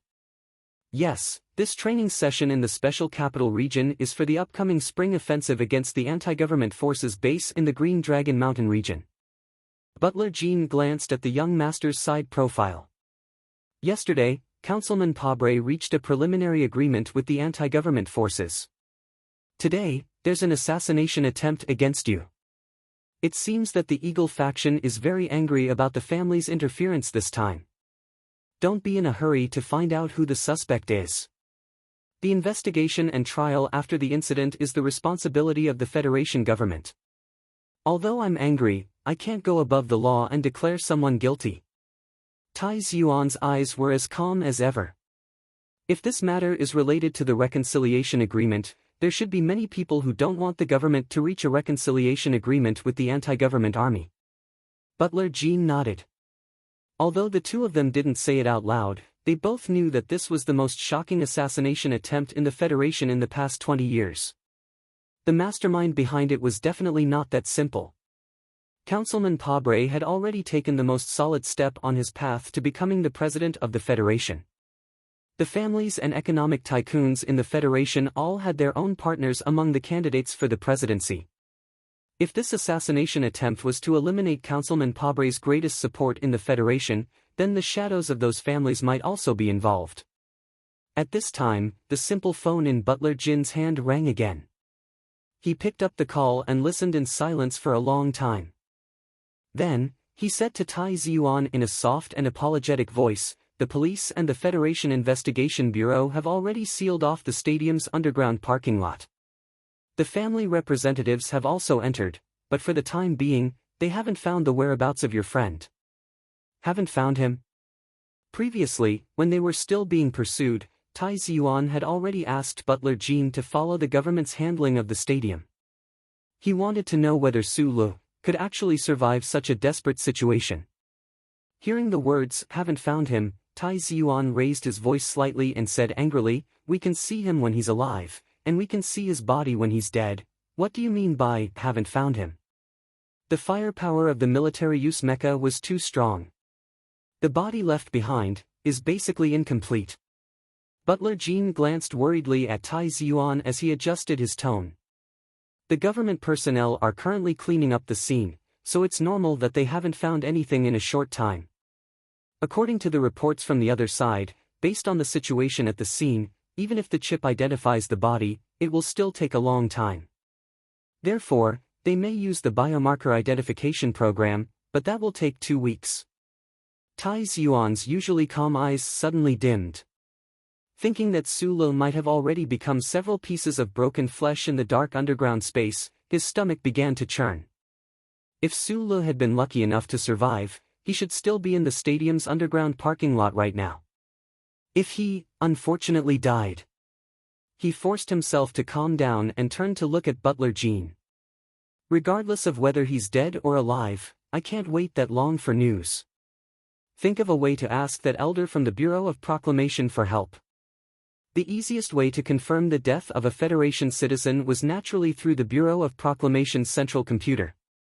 However, the Bureau of Proclamation's computer was responsible for the entire Federation's electronic surveillance network. It was very rare for it to specifically confirm the death of a specific target, unless it was under special circumstances. The current director of the Bureau of Proclamation was a distant relative of the Tai family. Although he was 8 generations removed from Tai Ziyuan, in the 7 generations of the Tai family, he was the only relative of the Tai family in this world.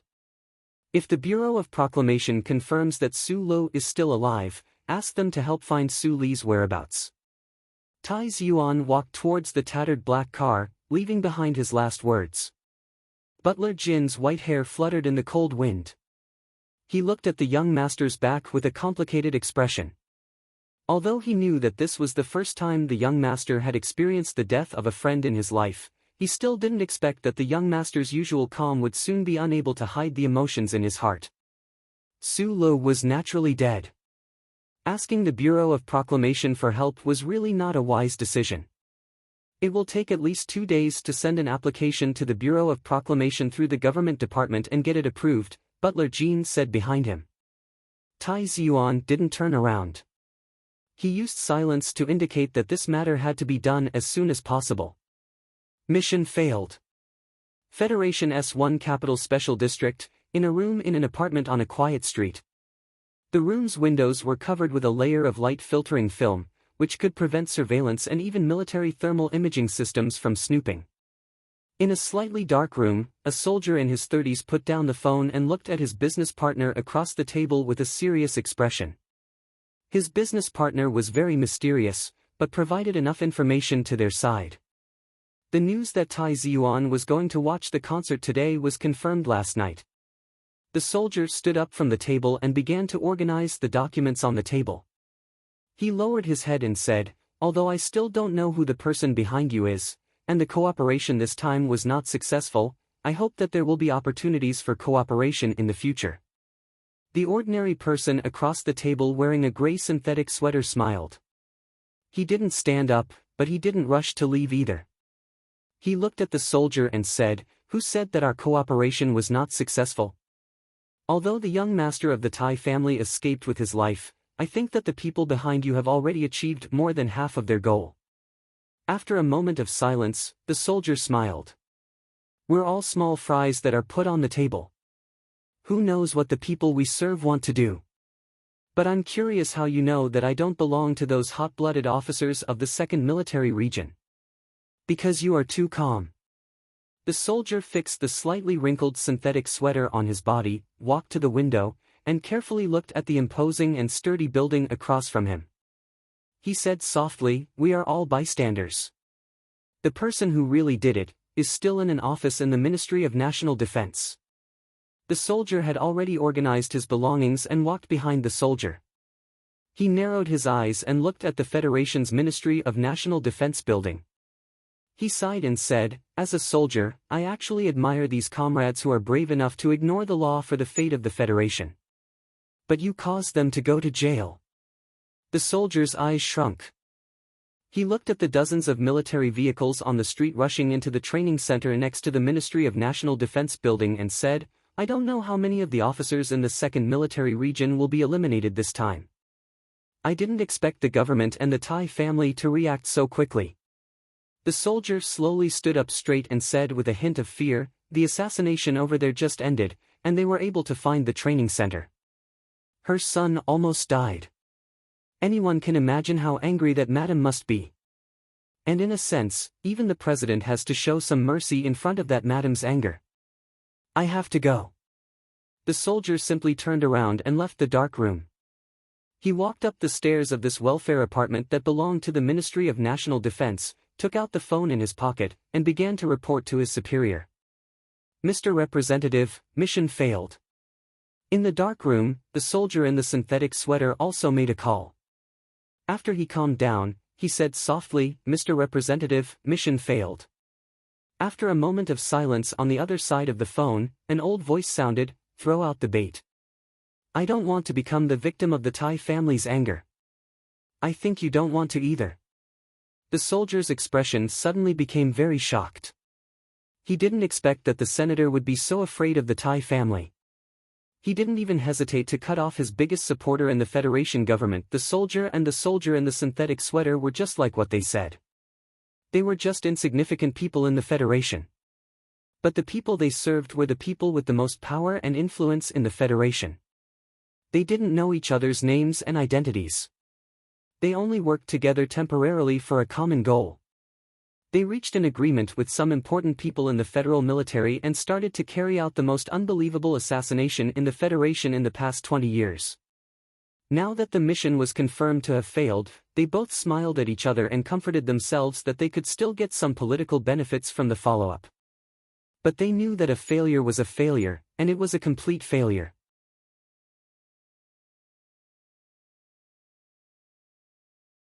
Chapter 125. The assassination in the gymnasium was successfully covered up by the Federation government.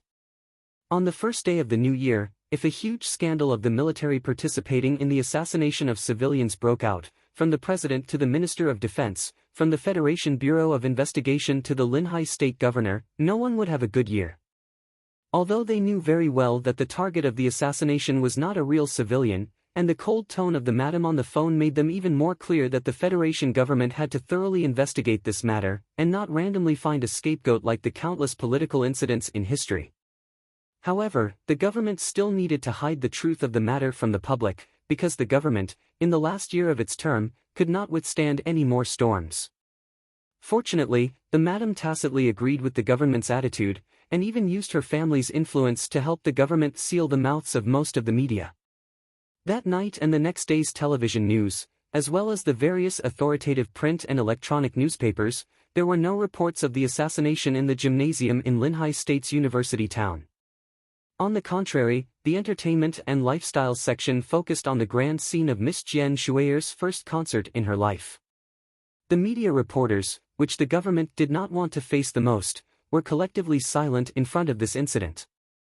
On one hand, they were under pressure from all sides, and on the other hand, they were keenly aware of a certain atmosphere within the Federation. They were waiting to see if the government would give the media and the public some sort of explanation. However, some of the citizens who dispersed later had personally witnessed a black mecha break through the walls of the gymnasium in the wind and snow, charging onto the highway in the northeast direction. These people could not erase their own memories.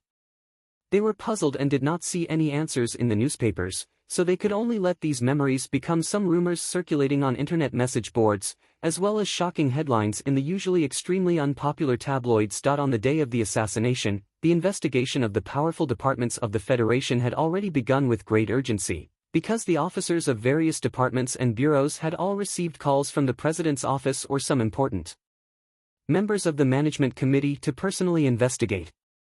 The enormous national machinery of the Federation government began to operate, and in the shortest amount of time, they found even more information from the pilot named NATO. How did a Federation war hero, the recipient of 4 Purple Star medals, become a shameful assassin? This required historical critics and writers to develop their ideas. The investigators of the Federation government did not pay attention to this. Instead, they directly investigated the Capital Special District. Shortly after the assassination, Special Task Force agents and officials from the Federation Investigation Department, under the protection of the military police headquarters of the Ministry of National Defense, rode in a dozen military vehicles and rushed into the training center next to the Ministry of National Defense building. Under the shocked gazes of countless Federation soldiers, they arrested a total of 93 officers of various ranks from the 2nd Military Region who had come from the front lines of Region S2. The interrogation began quickly that night. There was no interrogation by torture or electric shock. There were only bright lights, surveillance equipment everywhere, and interrogators and recorders who were as cold as metal. The interrogation did not yield any results. The officers who had returned from the front lines and sacrificed their youth and sweat for the Federation coldly stared at the officials in front of them. Their eyes were filled with anger and disdain. The officers who felt that they had been insulted began to curse. After a stalemate for half a night, the interrogators gathered the officers together. The director of the 4th Department of the Federation Investigation Department, who was in charge of the investigation of the assassination, looked coldly at the arrogant and fearless officers in front of him. After a moment of silence, he said, "As a soldier of the Federation, there is a reasonable way to express your wishes. No one disrespects what you have done for the Federation. However, as a soldier, you should respect the law. Some of you know, and some of you may not know. But what I want to say is that the Bureau of Proclamation has marked this incident in the Linhai State Gymnasium as a first-order incident. You should know very well how first-order incidents are dealt with." The high-ranking official of the Federation Investigation Department narrowed his eyes. The coldness in his eyes grew. "Do not try to cover up or quibble for your crimes. That will only make your families suffer more humiliation." These officers were escorted back to the training center by the fully armed military police. However, at this time, their identities had become criminal suspects, and they were no longer pillars of the Federation with a bright future ahead of them. Just as these people left the temporary interrogation center, an official walked to the side of the director of the 4th Department and said in a low voice, "The central computer of the Bureau of Proclamation has marked it as a third-order incident. Besides, even if it is a first-order incident, it won't be of much help to this case. Those old ancestors of the Bureau of Proclamation are the best at playing mysterious." The director of the 4th Department lowered his head slightly and said, "How would these officers know anything about the sequence of incidents?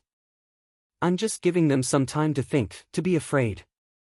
In the early hours of the next day, perhaps it was because they instinctively had endless respect for the glory of the First Order, or perhaps it was because these officers had a clearer understanding of the majesty of the law, but in any case, the trick of this high-ranking official of the Federation Investigation Department was clearly effective. No one turned themselves in, and no one gave an account of who had organized this assassination. How the black M52 mecha belonging to the 1st Military Region had ended up in the hands of Major NATO, and what kind of orders the small military team sent to the gymnasium had received. 7 officers committed suicide in their own rooms, and no one could be saved. They used this simple method to express their respect for the First Order and the law, to protect their superiors and the ideals that they were willing to sacrifice their lives for. That night, the official residence of the president was hosting a dinner party for the president and the Nebula Award winners. After the dinner party, there was a routine dance party. However, the aging scholars clearly had no desire to dance. They only politely and reservedly watched the dance partners on the dance floor. The applause did not stop. Everything was so lively and joyous. Mr. President Sieg was ending his 2nd term this year. It seemed that he was still a little reluctant to leave the official residence dance party. The people around him had sincere smiles on their faces as they watched the president and the first lady slowly spinning around. However, in their hearts, they gave disdainful comments. This president was without a doubt the most unforgettable president in the history of the Federation. This was because during his time in office, there was nothing worth writing about. His temperament was cowardly and violent, completely unlike the style he had in the military. If the voters 10 years ago were misled by the false image created by the media, then what about 5 years ago? However, President Sieg was also without a doubt the luckiest president in the history of the Federation. During his 10 years as president, there was no incident that could lead to criminal proceedings. The war between the Federation and the Empire had already ended after he was elected. The anti-government forces in S2 had been in the Federation's territory for many years, so no one would blame him for not solving this problem. It must be said that President Sieg was at least cautious enough, and this is actually an excellent quality. A young and handsome official silently looked at the president he had accompanied for 5 years and gave a different evaluation in his heart. Then, his expression changed slightly. He walked out of the crowd and came to a quiet corridor in the western part of the official residence. This official named Boog was the deputy director of the Office of the President's official residence. He was responsible for handling a lot of administrative work, so even in such a beautiful dance party, his phone would still be connected. However, when he heard the unique vibration pattern of the phone in his inner pocket, he knew who was calling, so his expression became serious. "You should have heard about what happened this morning." A woman's calm voice came from the other side of the phone. "Yes, madam." Boog lowered his voice and smiled at the office worker who walked in front of him. "I don't want something like this to happen again, because I don't want my son to become the target of hatred of the entire federal military in the end." The woman's voice was calm and irresistible. No one thought that those officers would choose this method. After a moment of silence, Boog said, "I'm worried that as the investigation deepens, more people will choose to commit suicide or be killed. The investigation must be carried to the end. I need those real murderers to pay the price for such a shameless assassination. I don't want to criticize the work of the government, but I just want to say that there are enough clues to be found in this case. Please don't just focus on the officers of the 2nd Military Region. As a citizen of the Federation, and as the mother of the victim, I feel that this method is a bit difficult to accept." Boog hung up the phone and fell into deep thought. He knew what Lady Tai's call meant, and since it was like this, he could only criticize the work of the government himself. And according to the information reported by the investigation team, it seemed that the direction of the investigation was really going to touch on the aspects that made the government uneasy. He was a government official, but he was an administrative official. However, no one knew that in reality, he was an official cultivated by the Tai family. At the same time, late at night, Tai Ziyuan also received a call from his mother.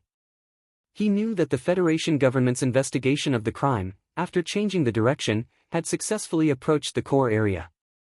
When he heard the name of that high-ranking official, even someone as calm as him couldn't help but be stunned for a moment. Startled awake by the phone call and waking up from a nightmare, Tai Ziyuan couldn't sleep anymore. He put on his pajamas and sat beside the orange lamp on the sofa for a long time in silence. He kind of missed the pancakes and porridge that he used to eat at night.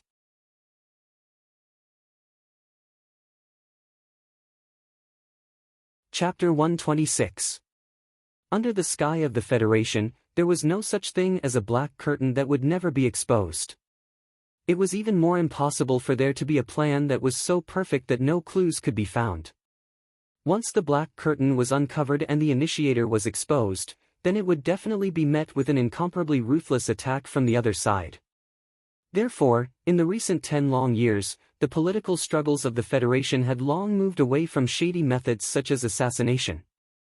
There were no more forces that dared to assassinate the president, and the various forces could at least maintain harmony on the surface. Therefore, on the first day of the 67th year of the Federation calendar, the incident that happened in the Linhai Stadium far away from the capital shocked all of the important figures in the capital. This was already outside the rules of the game, and was a method that was not accepted by the entire class. At this moment, all of the forces vaguely expressed their support for the Tai family, or at least maintained their neutrality and silence. The investigation of the Federation government made important progress that morning. Although the suicide of the 7 officers of the 2nd Military Region brought pressure to the work of the Federation Investigation Bureau, those staff members only changed their direction and continued to investigate. The identity of the militants that attacked the VIP area of the stadium had been identified. Those militants that all died were soldiers from the Linhai Garrison Special Forces. However, as to who gave the direct order to attack, and who was able to turn those soldiers loyal to the Federation into shameful assassination tools, for the time being, no one was able to find out. However, the attentive officials of the Federation Investigation Bureau dug up another valuable clue from the newly built concrete wall in the underground parking lot of the stadium. The engineering team under the Northern Hemisphere Command of the 1st Military Region received this mission the night before the incident. Although the person who gave this order had carefully erased the information that represented their identity in the message, the second layer of information used by the military system was ignored by the person who gave the order. A special agent of the Federation Investigation Bureau keenly captured this point, and found a few letters that indicated their identity in the core sentence of the command document.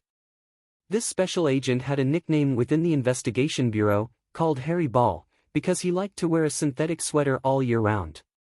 The Federation Investigation Bureau used the second layer of information to investigate, and all of the spearheads were pointed at a male secretary in the building of the Ministry of National Defense. On the morning of January 3 of the 67th constitutional calendar, the Ministry of National Defense building was as solemn and empty as ever.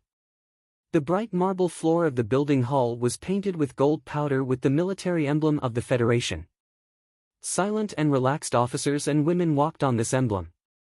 Inside the incomparably large building, it looked like the other side of the Federation's electronic wall. On the boundless grassland, a few fine horses passed by from time to time. The higher-ups in the building already knew what had happened the day before yesterday. Most of the people in the building already knew what had happened in the training center next to the building yesterday. As for the news that after the officers of the 2nd MR were collectively arrested, 7 officers committed suicide, presumably the middle-aged woman in charge of cleaning the building already knew. However, the personnel in the core area of the Federal Army still maintained a relaxed expression and a suitable smile on their lips, because the enormous machine would never collapse on itself because of a loose part or rust. The design style of the Department of Defense building was mainly a cold style. The outer wall did not use glass curtain walls that could absorb solar energy. Instead, it chose gray-black natural stone. The entire building was squarish, and the height of 17 floors made this squarish architectural style look a little stiff, like a box. In the internal conversations of the Federation government, it was customary to use the word box to refer to the Ministry of National Defense.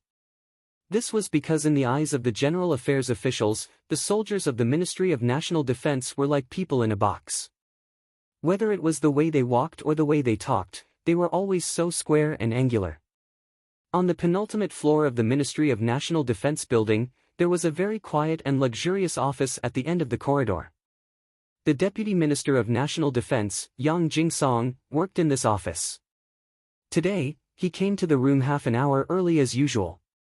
After drinking a cup of tea to refresh himself, he pulled up the military map of Region S2 on the holographic screen and zoomed in on the area around the mountains. He narrowed his eyes and carefully examined the map to confirm the Federal Army's spring offensive, and to minimize as many command problems as possible. Half an hour quickly passed, and his secretary still didn't knock on the door. Then, she brought in a sandwich. Deputy Minister Yang gently pressed the remote control in his hand, and the map on the holographic screen disappeared. He silently walked to the window and glanced at the beautiful winter scenery of the capital outside. Then, he turned around and sat on the sofa. His secretary hadn't arrived yet, but the phone on his desk rang. Deputy Minister Yang picked up the phone and listened carefully for a long time. He didn't say a word. Then, he sat back on the sofa again.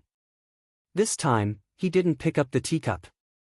Instead, he found a bottle of liquor from the bookcase, poured himself a glass, and slowly sipped. While drinking the amber liquid, this important figure of the federal military narrowed his eyes and thought about something. He didn't realize that the alcohol he hated the most was so harsh on his throat. His secretary had been invited to investigate, and it seemed that she would never come back. The news he just received on the phone was that the president's security advisor had already entered the Department of National Defense and was about to take the elevator to his office. Deputy Minister Yang's slightly weathered eyebrows slightly furrowed.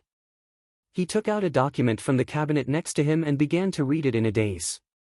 Regarding the assassination at the Linhai State Gymnasium, although he didn't participate in the investigation, the details of the incident and the progress of the investigation would be sent to him at a certain time. Watching the other party approach him step by step was not a good feeling. After knowing that his secretary was arrested, the deputy minister's mood became more relaxed. Everything that happened on the first day of the 67th year of the constitutional era was all under his instructions. After Deputy Minister Yang Jingsong came back from the front line, he held many positions. Among them, the most respected position was the Dean of the First Military Academy. With his status in the Federation, the important figures who cooperated with him, and even Mr. President himself, would protect him at all costs. Just like the 7 officers who committed suicide the night before yesterday. But he didn't want to do this. He put down his wine glass and came in front of the computer. He wrote an email and sent it to the relevant personnel with the authority to receive it. 40 years ago, I was an ordinary soldier in the 2nd Military Region's Mechanic Company. I once saw with my own eyes countless Federation soldiers sacrifice themselves on the land of Green Dragon Mountain for a great goal. 40 years later, I am the Deputy Minister of the Federation's Department of National Defense. I have full authority to handle the spring offensive plan of the 67th year of the constitutional era. I have never believed the words of politicians. I am even more unwilling to hand the future of the Federation into the hands of people who haven't even seen blood with their own eyes. Having once served as the dean of a court, I know better than anyone that the military must act under the sacred rule of the Federation of Law and Order. But I often wonder, if the collective will of the Federation of Law and Order has already become a toy in the hands of some people, or if it is the result of a compromise between them, where exactly should the military go? A lawyer who grew up in a peaceful environment, without the authorization of the government, reached some kind of agreement with traitors. In my opinion, this is collusion, this is surrender. I believe that I have to stop this from happening. Perhaps history will judge that I am wrong, but I will never admit that I am wrong. After the email was sent, Deputy Minister Yang sighed softly. Many of his comrades who had sacrificed themselves in the war with the anti-government forces appeared in his mind. His gaze once again landed on the document in his hands. The assassination this time was to prevent the so-called reconciliation agreement from being reached. If Tai Ziyuan was killed, that family with a long history would naturally fall into decline or even collapse. And in this situation, Representative Pabre, who they supported, would definitely not be able to be elected president. Then, on the night before the new year, the agreement between Representative Pabre and the anti-government forces might never come to fruition. The reason why this deputy minister chose Tai Ziyuan and not Representative Pabre, whom he disdainfully called a lawyer, was because in his opinion, if he killed Pabre, the Tai family, who was cowardly in their bones and ready to surrender at any moment, could still choose other political partners. It wouldn't solve the problem from the root. The deputy minister's calm gaze landed on an inconspicuous name on the document. If there was any regret in his heart right now, it would naturally be because the assassination plan that his loyal subordinates had meticulously prepared actually didn't succeed. The heir of the Tai family actually survived under the attack of the mecha. According to the post-incident investigation, the person who played the most critical role in this, the person who had saved Tai Ziyuan's life twice in a row, was undoubtedly the young student who had already died, Su Lu. Deputy Minister Yang downed the strong liquor in his glass in one gulp, then opened the drawer and took out the old-fashioned handgun that had accompanied him for many years. He turned the muzzle of the gun somewhat clumsily and stuffed it into his mouth. He paused for a moment, took a few deep breaths, and then pulled the trigger. The muffled sound of the gunshot echoed throughout the entire floor. The door to the deputy minister's office was forcefully pushed open. The white-haired presidential security advisor and the Minister of Defense pushed aside the military police in front of them and squeezed to the front. They looked at Deputy Minister Yang's corpse on the sofa chair, then at the large pool of shocking red on the snow-white wall behind the chair, and were speechless for a long time. "He can't stand trial," said the Federation security advisor in a low voice. "Perhaps this is the best result."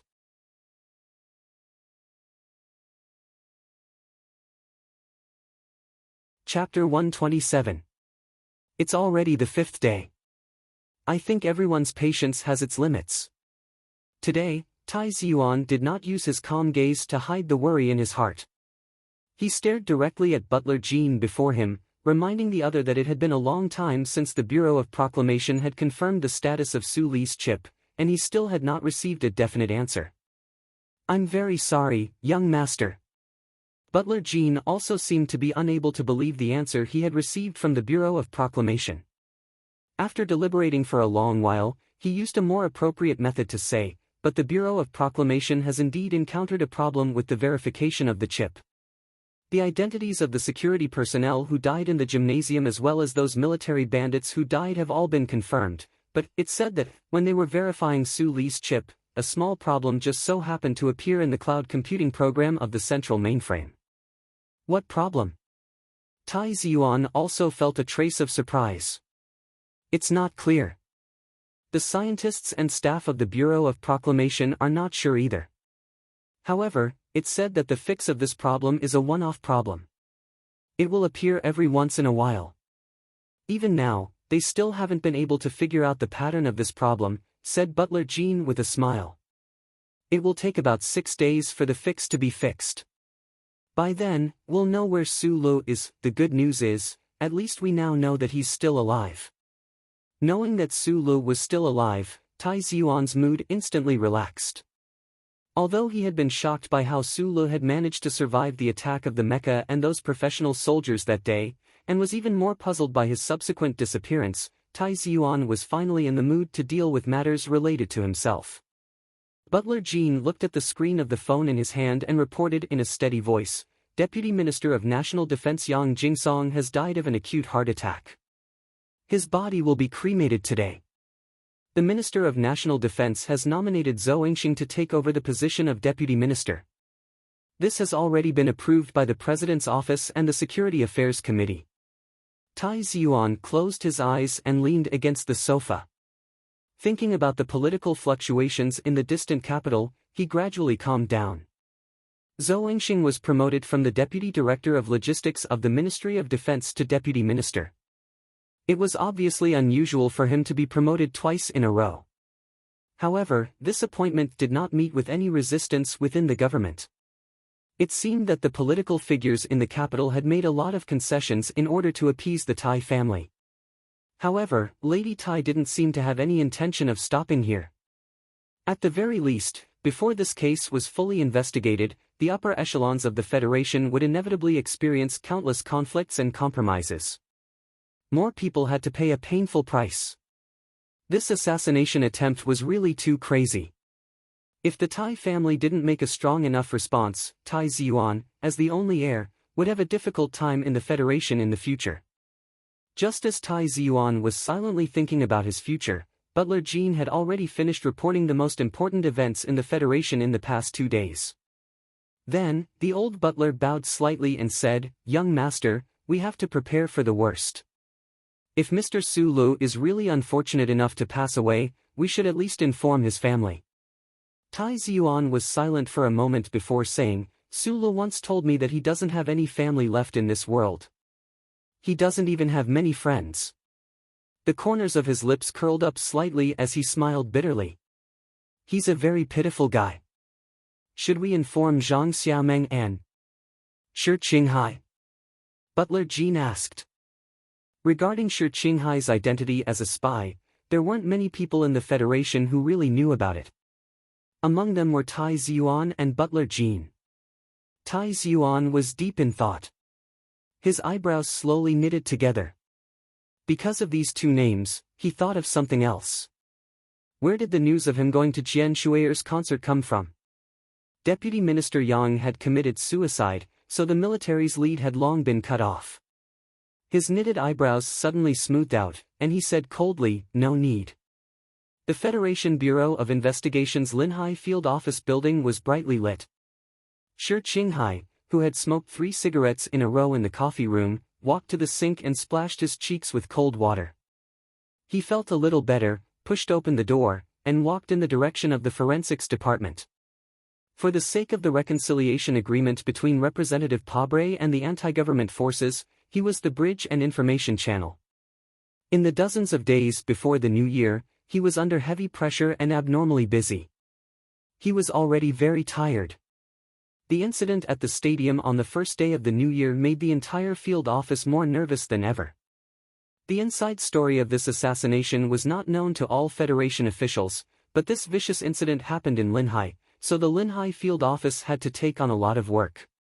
Shi Qinghai was responsible for the 4 departments, which actually didn't have much work to do, because until now, they hadn't found any connection between this incident and the anti-government forces in District S2. Their main task was to filter the large amount of information that was monitored in Linhai and try to find any clues.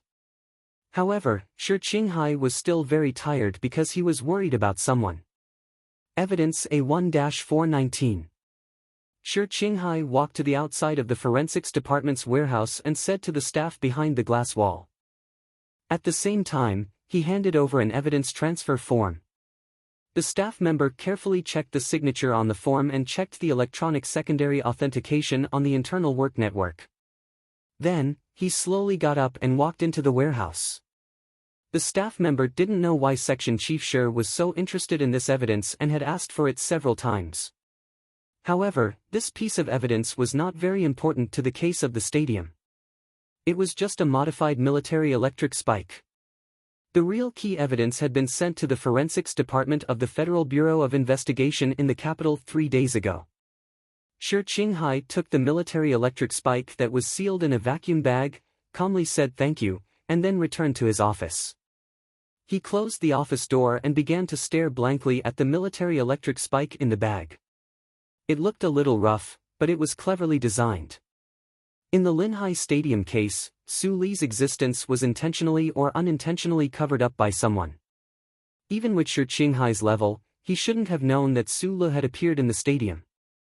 However, Shi Qinghai knew. Because at midnight on New Year's Eve, he was happily drinking with Su Li in the bar. At the same time, he heard Su Li happily say that he was going to visit Jian Shui'er with the crown prince of the Tai family tomorrow. He was Su Li's friend, no, brother. Therefore, he knew a lot about Su Li, such as Su Li's strong fighting skills, and Su Li's interest and talent in mechanics. He stared at the military electric spike in the bag and confirmed that Su Li must have been involved in this matter and played an important role in it. It was written very clearly in the transcript that this military electric spike had already fired an electric arc once, and it had finally appeared in the throat of a militant. That militant was the deputy captain of the special company of the Linhai garrison. Shi Qinghai's private phone rang. On the other end of the phone came the calm voice of the director of the Linhai HTD bureau. The director is dead. Shi Qinghai's body stiffened slightly. He knew that the teacher was talking about Director Yang, the current Deputy Minister of Defense. However, this news had already been seen in the news. Moreover, he had no relationship with that high and mighty big shot. At most, he had shaken hands with him at the graduation ceremony. He didn't understand why the teacher had specifically called him. Be careful these days.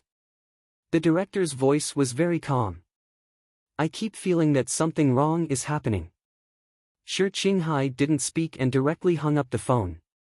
After a moment of silence, he began to dial Su Li's phone number again, but he still couldn't get through, the call still couldn't get through. Zhang Xiaoming put down the phone in her hand, feeling a little lonely. Walking between the snow trees and the pear garden, she tilted her head and looked at the rooms by the iron gate in confusion. She hadn't seen Su Lu for a few days. She didn't know where this guy had run off to. Although she served Senator Macklin, she didn't know what had happened at the stadium. She only knew that Su Lu had gone to a concert and suddenly disappeared. Could it be that he was charmed by Jian Shui'er and ran to her house to be a gardener? Zhang Xiaoming laughed self-deprecatingly, but the worry in her heart grew heavier and heavier. She suddenly thought of the contents of a gossip newspaper that the girl in the dormitory next door had read 2 days ago. A cold wind blew, and her body suddenly became extremely cold. She suddenly turned and walked toward her dormitory. She wanted to find out what had happened that day. Su Lu was indeed a very lonely person. He had lived to the age of 20 in the Federation, but among the tens of billions of people, only 3 people cared about his life and his safety. Unfortunately, he didn't know the sincerity of these 3 friends at this time, because he was still in a coma. He was dreaming. In the underground parking lot of the Linhai State Stadium, Su Lu fainted in the dark space filled with the smell of burnt flesh, blood, and water. He fell heavily to the ground and fell into a coma. Perhaps it was because he had overexerted the power in his body, or perhaps it was because the warm current in his body had caused some damage to the camouflage chip behind his neck. In any case, the intense pain had knocked him down in an instant, causing boundless darkness to surround him. There was no perception in the darkness, and there was no concept of time. He didn't know when, but a light suddenly flashed in the darkness and didn't leave. It woke him up from his coma and he entered a bizarre dream. In the dream, there was no green grassland, galloping bison, familiar mine pit, dusk, or a face that he missed. There was only an endless white light that moved in a strange way in the space in front of his eyes. Sometimes the white light connected into a straight line that reached the end. Sometimes the white light automatically divided into countless shining fragments. Sometimes the white light became a dot that constantly rippled into the surrounding space. In the dream, Su Lu looked at these strange scenes unconsciously, and then he found that the white light became a line of words that he could understand in the dark background.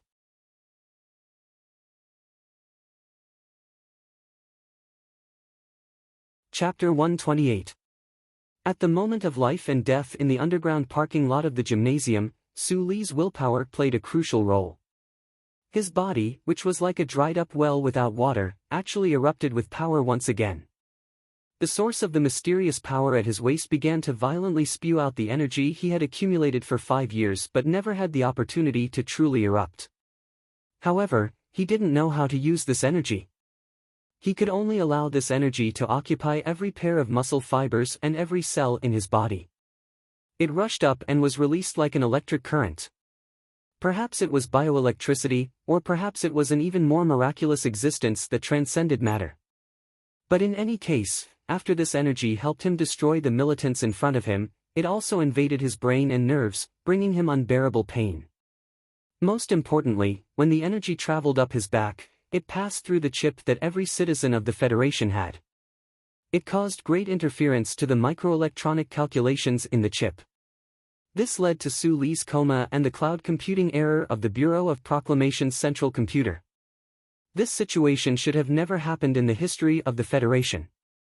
However, it was unknown whether or not Uncle Feng Yu had encountered such a coincidental situation back then. It was this extremely rare and bizarre state of the chip that directly caused the Bureau of Proclamation officials to be nervous and the enormous central computer to constantly scan, search, locate, and repair the chip. At this moment, Su Lu was the Su Lu in his dreams, the Su Lu in his instincts. He was neither happy nor afraid. He just stared blankly at the line of white words in front of him, not understanding the meaning of this sentence. Establishing active contact. Do you accept? Su Lu understood what active contact was. He, who was in this dark space, wanted to contact someone. he didn't even know why he stayed in this boundless dark space. He even forgot who he was. The line of characters condensed from white light in front of him slowly dissipated and then condensed again at an even faster speed. However, it was getting closer and closer to his vision. Establishing active contact. Do you accept? Su-la didn't respond. The white characters disappeared again and condensed again, getting closer. Initiate contact. Do you accept? Su-la still didn't react because he didn't know how to accept it. He just looked at the white characters in the dark background in astonishment. He wanted to open his mouth but didn't know where to open it. He wanted to reach out to touch the beautiful light and shadow in the dreamscape but didn't know where his hand went. The line of white characters disappeared and condensed again, as if it would never get tired of it. This dream occurred 3 days after Su-la had fainted. At that time, he was lying on a strange bed, his body twitching non-stop, his forehead burning, his eyes closed, but in that black dream space, he stared blankly at the white characters in front of him, completely unaware of what was happening in the outside world and what was happening because of him. That day, in a quiet building on the outskirts of the capital, the staff of the Bureau of Proclamation were monitoring the Federation according to the classification of events. Among them, there was a document marked as a Level 3 sequence event. It was entered into the central computer and listed as a priority. Almost at the same time, the central computer gave the results of the calculation and positioning. Separated by a thick partition wall, the staff of the Bureau of Proclamation looked with satisfaction at the several pieces of white paper spat out by the terminal output device. They looked at the names and numbers of the victims of the Linhai State Gymnasium on the paper. As long as it wasn't something that happened too long ago, as long as the exact time and location were given, the central computer could accurately determine the identity of the person through the chip on the back of the person's neck. It could also determine the time of death through the chip's expiration time. Comparing the two, it could give a death list that was close to the truth. First, the glory of the charter enveloped the entire Federation. The Bureau of Proclamation wasn't omnipotent, but the orderly development and harmony of the Federation was separated from the central computer of the Bureau of Proclamation. This staff member compared the list of events sent by the government with the list in his hand and suddenly found something strange. Because the name in the list of events that was specifically marked in red didn't appear in the positioning results of the central computer. The person called Su-la still wasn't marked. Under the harsh terms of the first charter, the central computer of the Bureau of Proclamation would rarely continuously locate a single person who wasn't a Level 1 sequence event. But in the case where the name and identification number were known, it was always very easy for the central computer to determine a person's survival status. This staff member's expression became serious. He held the document in his hand and walked into the elevator. After an unknown amount of time, the elevator stopped. He walked into the assistant director's office and reported to the middle-aged civil servant behind the desk, "There's a problem." "Is it serious?" The assistant director of the Bureau of Proclamation didn't even raise his head. He calmly asked, but in his heart, he wondered if the old director's golf should be replaced. Every afternoon, the director would go for a walk on the lawn, but he threw the complicated work of the bureau to him. It was very tiring, but he was also very happy. "I don't know if this matter is considered serious." The staff member shrugged and handed over the document in his hand. He said, "The survival status of a natural person." The old man actually couldn't immediately find an answer. When the assistant director heard the first half of the sentence, he raised his head in shock. This was because all work in the Bureau of Proclamation was carried out according to a fairly standard process. The events in the Federation were divided into 12 sequences. How could this subordinate say something that he didn't know if it was considered serious? However, when he heard the second half of the sentence, the assistant director's brows furrowed. He said, "Is the information incomplete? You have to know that the old man is already very old. Searching among a population of tens of billions is not an easy task to begin with." The staff member walked behind the desk in a bad mood and pressed the light screen button. He said, "In the list that was handed over, it just so happens that the person's code is on file. Because someone checked him before, but the result was that he couldn't confirm it. It was very clear that the working atmosphere of the Bureau of Proclamation was very different from what the outside world had imagined. Not only did it not have a mysterious and old-fashioned feeling, but it was very casual between classes. "You're talking about the case in Linhai State?" The assistant director's expression suddenly became serious. This was because he knew that this case was arranged at the last minute. It was like jumping the queue. On one hand, this case involved the upper echelons of the Federation and even the military, which was why it was set as the third sequence of events. More importantly, because the party involved in this case was the family of the old director's distant relative. The assistant director furrowed his brows and looked at the computer screen that continuously scrolled by. After a long silence, he said, "This person called Su Lo, is he alive or dead?" "You're asking me, but who am I supposed to ask?" The staff member retorted in a bad mood. The assistant director touched his gradually wrinkling forehead uneasily. After a pause, he said, "The self-check program?" The staff member asked a few questions softly through the intercom. He then raised his head and shook his head helplessly. "The self-check program just finished." The old man showed that there was a small logic error in the cloud domain. He looked at the assistant director and asked in a soft voice, "Has this happened before?" "I remember hearing the old director mention it once." The assistant director painfully rubbed his temples and kept searching through the memories in his mind. "It seems like it will take 6 to 7 days for it to automatically fix itself." The core area of the Bureau of Proclamation was extremely deep underground. The 5-person team that designed the underground structure of the Bureau of Proclamation very proudly announced that in the imaginable era of civilization, no weapon could destroy the core of the Bureau of Proclamation in a short period of time. The core of the Bureau of Proclamation was the central computer, which was the old thing that the staff of the Bureau of Proclamation talked about. This computer had a very long history. Judging from its age, it was old enough to be the ancestor of everyone in the Bureau of Proclamation. Therefore, in its long and boring life, the cheerful staff of the Bureau of Proclamation gave it such a cute and affectionate nickname. The core area was too deep underground. Although the air conditioning system was constantly working, the psychological problems still made it difficult for most people to adapt to this atmosphere. The good thing was that the central computer never needed the help of humans for its processing and information collection. In a sense, from the director to the cleaning lady of the Bureau of Proclamation, all the staff of the Bureau of Proclamation were serving the central computer, the old thing, and the old thing was serving the entire Federation. There was not a single person in the spacious room. A solid and thick physical barrier separated the central computer's display screen from the busy workers. The two-dimensional information display screen in mid-air constantly flashed the radio wave signals, video signals, and audio signals captured by the electronic surveillance network from all corners of the Federation. The images flashed extremely quickly and turned into beams of light or data streams. Those beams of light or data streams were sometimes like a straight line, and sometimes they were divided into countless segments. Sometimes, they were blossoming like waves on the two-dimensional information display, integrating, combing, and retrieving the data in a way that only they could understand. The abnormal logic error in the cloud computing domain did not interfere with the daily work of the Federal Central Computer. It still silently and loyally filtered all the images that it could see, calmly waiting for orders from humans.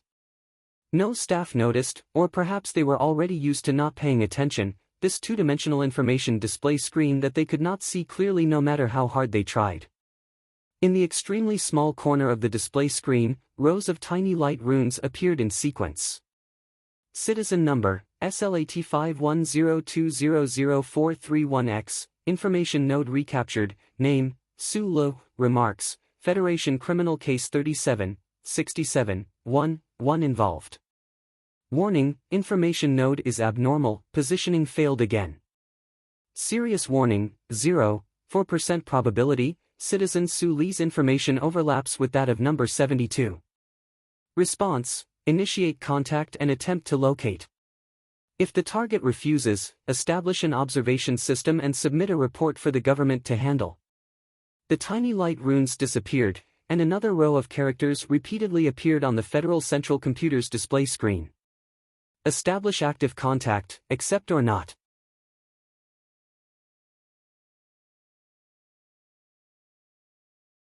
Chapter 129. In the summer of year 65 of the 37th Constitution calendar, the Federation's most wanted criminal, Uncle Fengyu, who was determined by the central computer to be in the first sequence of events, was turned into a pile of ash by the Westwoods military's ancient bell. That night, his apprentice, his little sidekick Su Lu, accompanied by a thunderstorm, accompanied by a painful howl, replaced the chip in the metal bracelet on his wrist with the back of his neck. From that moment on, Donglin orphan Su Lu died, and the young retired soldier Su Lu was born. No one in this world knew that at the moment Su Lu replaced the chip, in the distant capital ring, planet S1, in the core area of the Bureau of Proclamation on the outskirts of the Special Zone, the Federal Central Computer had made the following response. Citizen number, DLAS 420500481X, information node missing, name, Su Lu, remarks, Federation 4427, Target 2, death confirmed. Warning, this is an extension of the first sequence of events. Serious warning, 30% chance that citizen Su Lu has entered an abnormal situation, serial number 72. Citizen Su Lu has entered an abnormal situation, serial number 72. Response, search on your own. If you can find them, initiate contact. If the target refuses, establish an observation system and submit a report for the government's reference. Abnormal Situation Handling Program 1, end. More than a year later, the first Abnormal Situation Handling Program was restarted. Although the Federal Central Computer had determined that Su Lu orphan from Donglin orphan had a 30% chance of entering an abnormal situation, and Su Lu, the gatekeeper from Linhai Prefecture, had overlapping information with the former, so the possibility of entering an abnormal situation was even lower. However, the central computer was still silently and faithfully executing the program. It constantly tried to relocate the damaged information node through the huge network across countless galaxies, trying to form an active contact mode with the other party. In the central computer's records, there had been 72 abnormal situations or suspected abnormal situations in history, all of which were first sequence events. In the central computer's operational priority level, they were absolute priority. The brilliance of the charter tried to separate a little bit, approaching Su Lu who existed in this world like dust. Therefore, the words of those white light talismans began to repeat over and over again, appearing in that space with a dark background, appearing in front of his eyes. However, there was no response, because he was unable to make any response. Initiate contact. Do you accept? After an unknown amount of time, in the spacious room deep inside the building of the Bureau of Proclamation, a row of tiny cursor characters appeared below the two-dimensional projection light screen. Initiating contact has failed. Determining if the other party refuses. Su Lu, who was in a coma and in a dream, did not know that he had begun some kind of contact with the most advanced technological civilization in human society. In his dream, he stared blankly at the light talisman in front of him that kept disappearing and condensing. Then, he realized that the light talisman had disappeared. In an instant, a feeling called loss began to spread in this space. The disappearance of the light talisman was actually the central computer determining that the other party did not accept the initiating contact and began the next step of the program activation. If it determined that Su Lu had refused the initiating contact, according to the first abnormal situation handling procedure, the central computer would establish an observation system.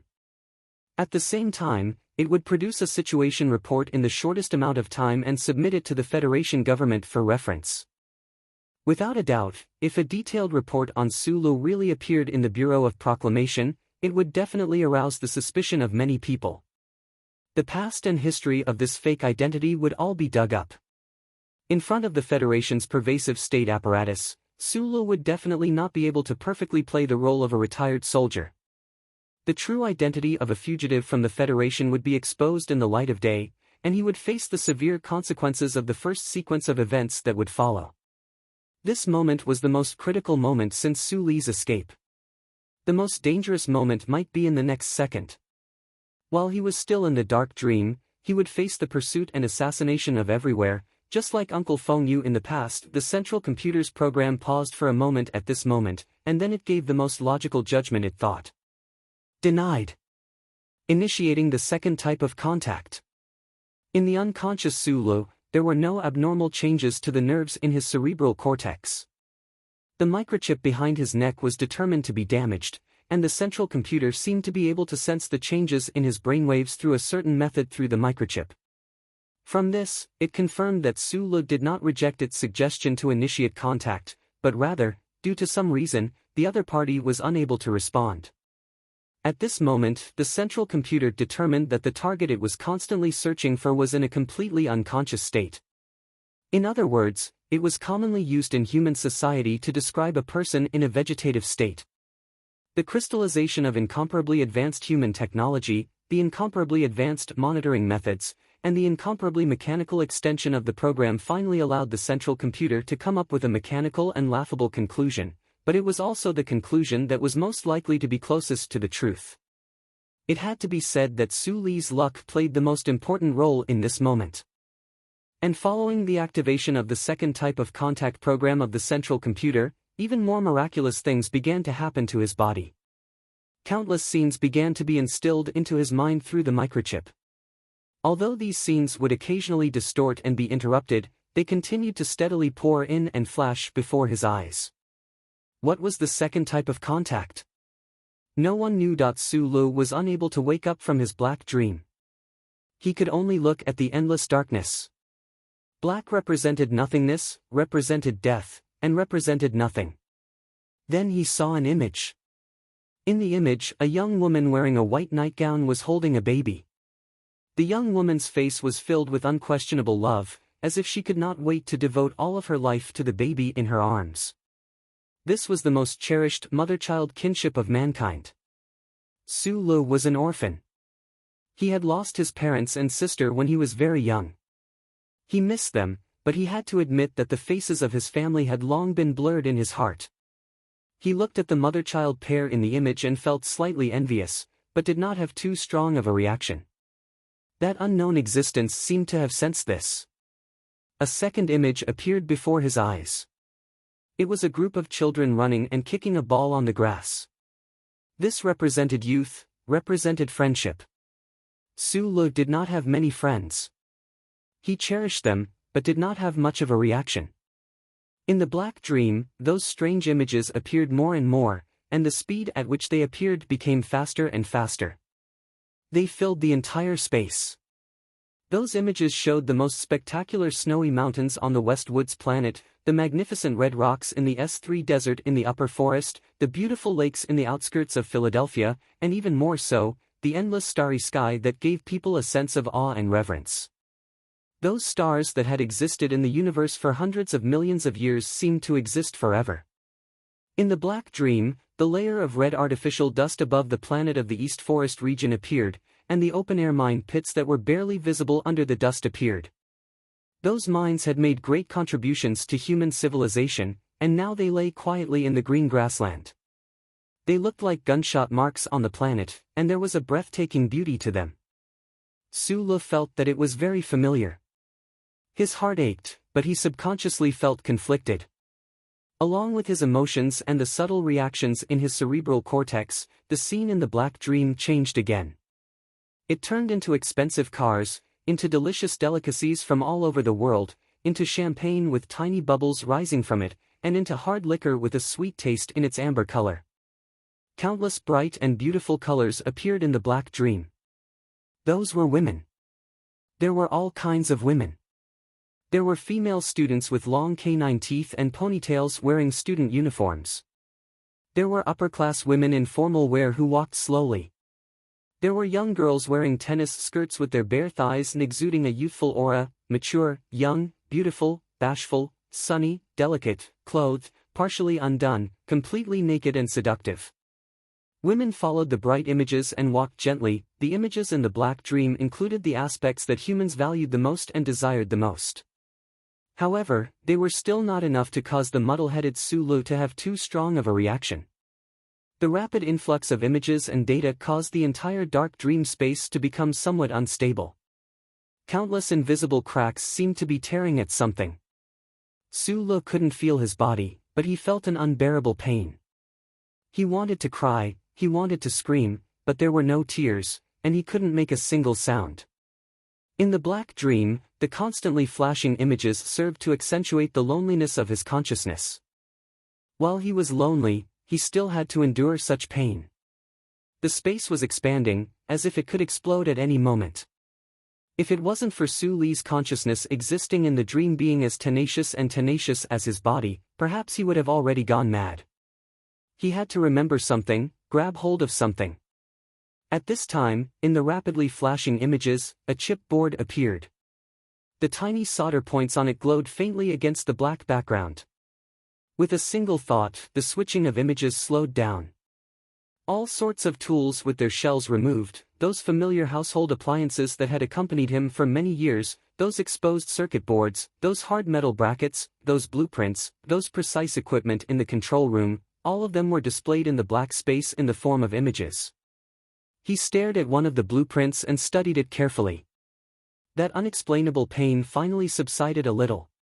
He felt that the lines and structure on the blueprints were very familiar. It was an M52, a black M52. It was the military mecha that had broken through the wall in the underground parking lot of the gymnasium. With a single thought, countless blueprints of the internal structure of the mecha flew in from the periphery of the black space like snowflakes. They flew in front of his eyes and into his mind, as if they were very happy to have found something that he could focus on. He had seen some of the blueprints before, but he had never seen most of them before. Those circuits and design ideas were so novel, and those control system designs were so beautiful. Su-lo stared at everything in front of him in a daze. He gradually remembered some of it, but began to look greedily at those images. However, the images moved faster and faster, so fast that he could not see them clearly at all. But strangely, these images that entered the black dream seemed to exist in his mind, the images flowed in faster and faster. The space of the black dream could not hold on any longer and shattered into countless pieces. That intense pain returned to Su Li's mind. With a buzz, he fainted, fainting in the dream. But he woke up in reality. The black dream shattered, and a white light descended upon the human world. He narrowed his eyes and looked at the faint sunlight coming in through the window. He saw the girl wearing a white gauze dress under the sunlight. He saw that smear of purple. He remembered what had happened before he fainted, but subconsciously judged that he was still dreaming. If it was not a dream, how could he see this smear of purple? You're tuning into the Passion Pages YouTube channel. We're so grateful for your support, and don't forget to subscribe to join us on this incredible journey through captivating stories. Your generosity through donations truly makes a world of difference, as it's the primary source of revenue that allows me to expand and enhance this channel for you. Thank you from the bottom of my heart for being a part of this adventure.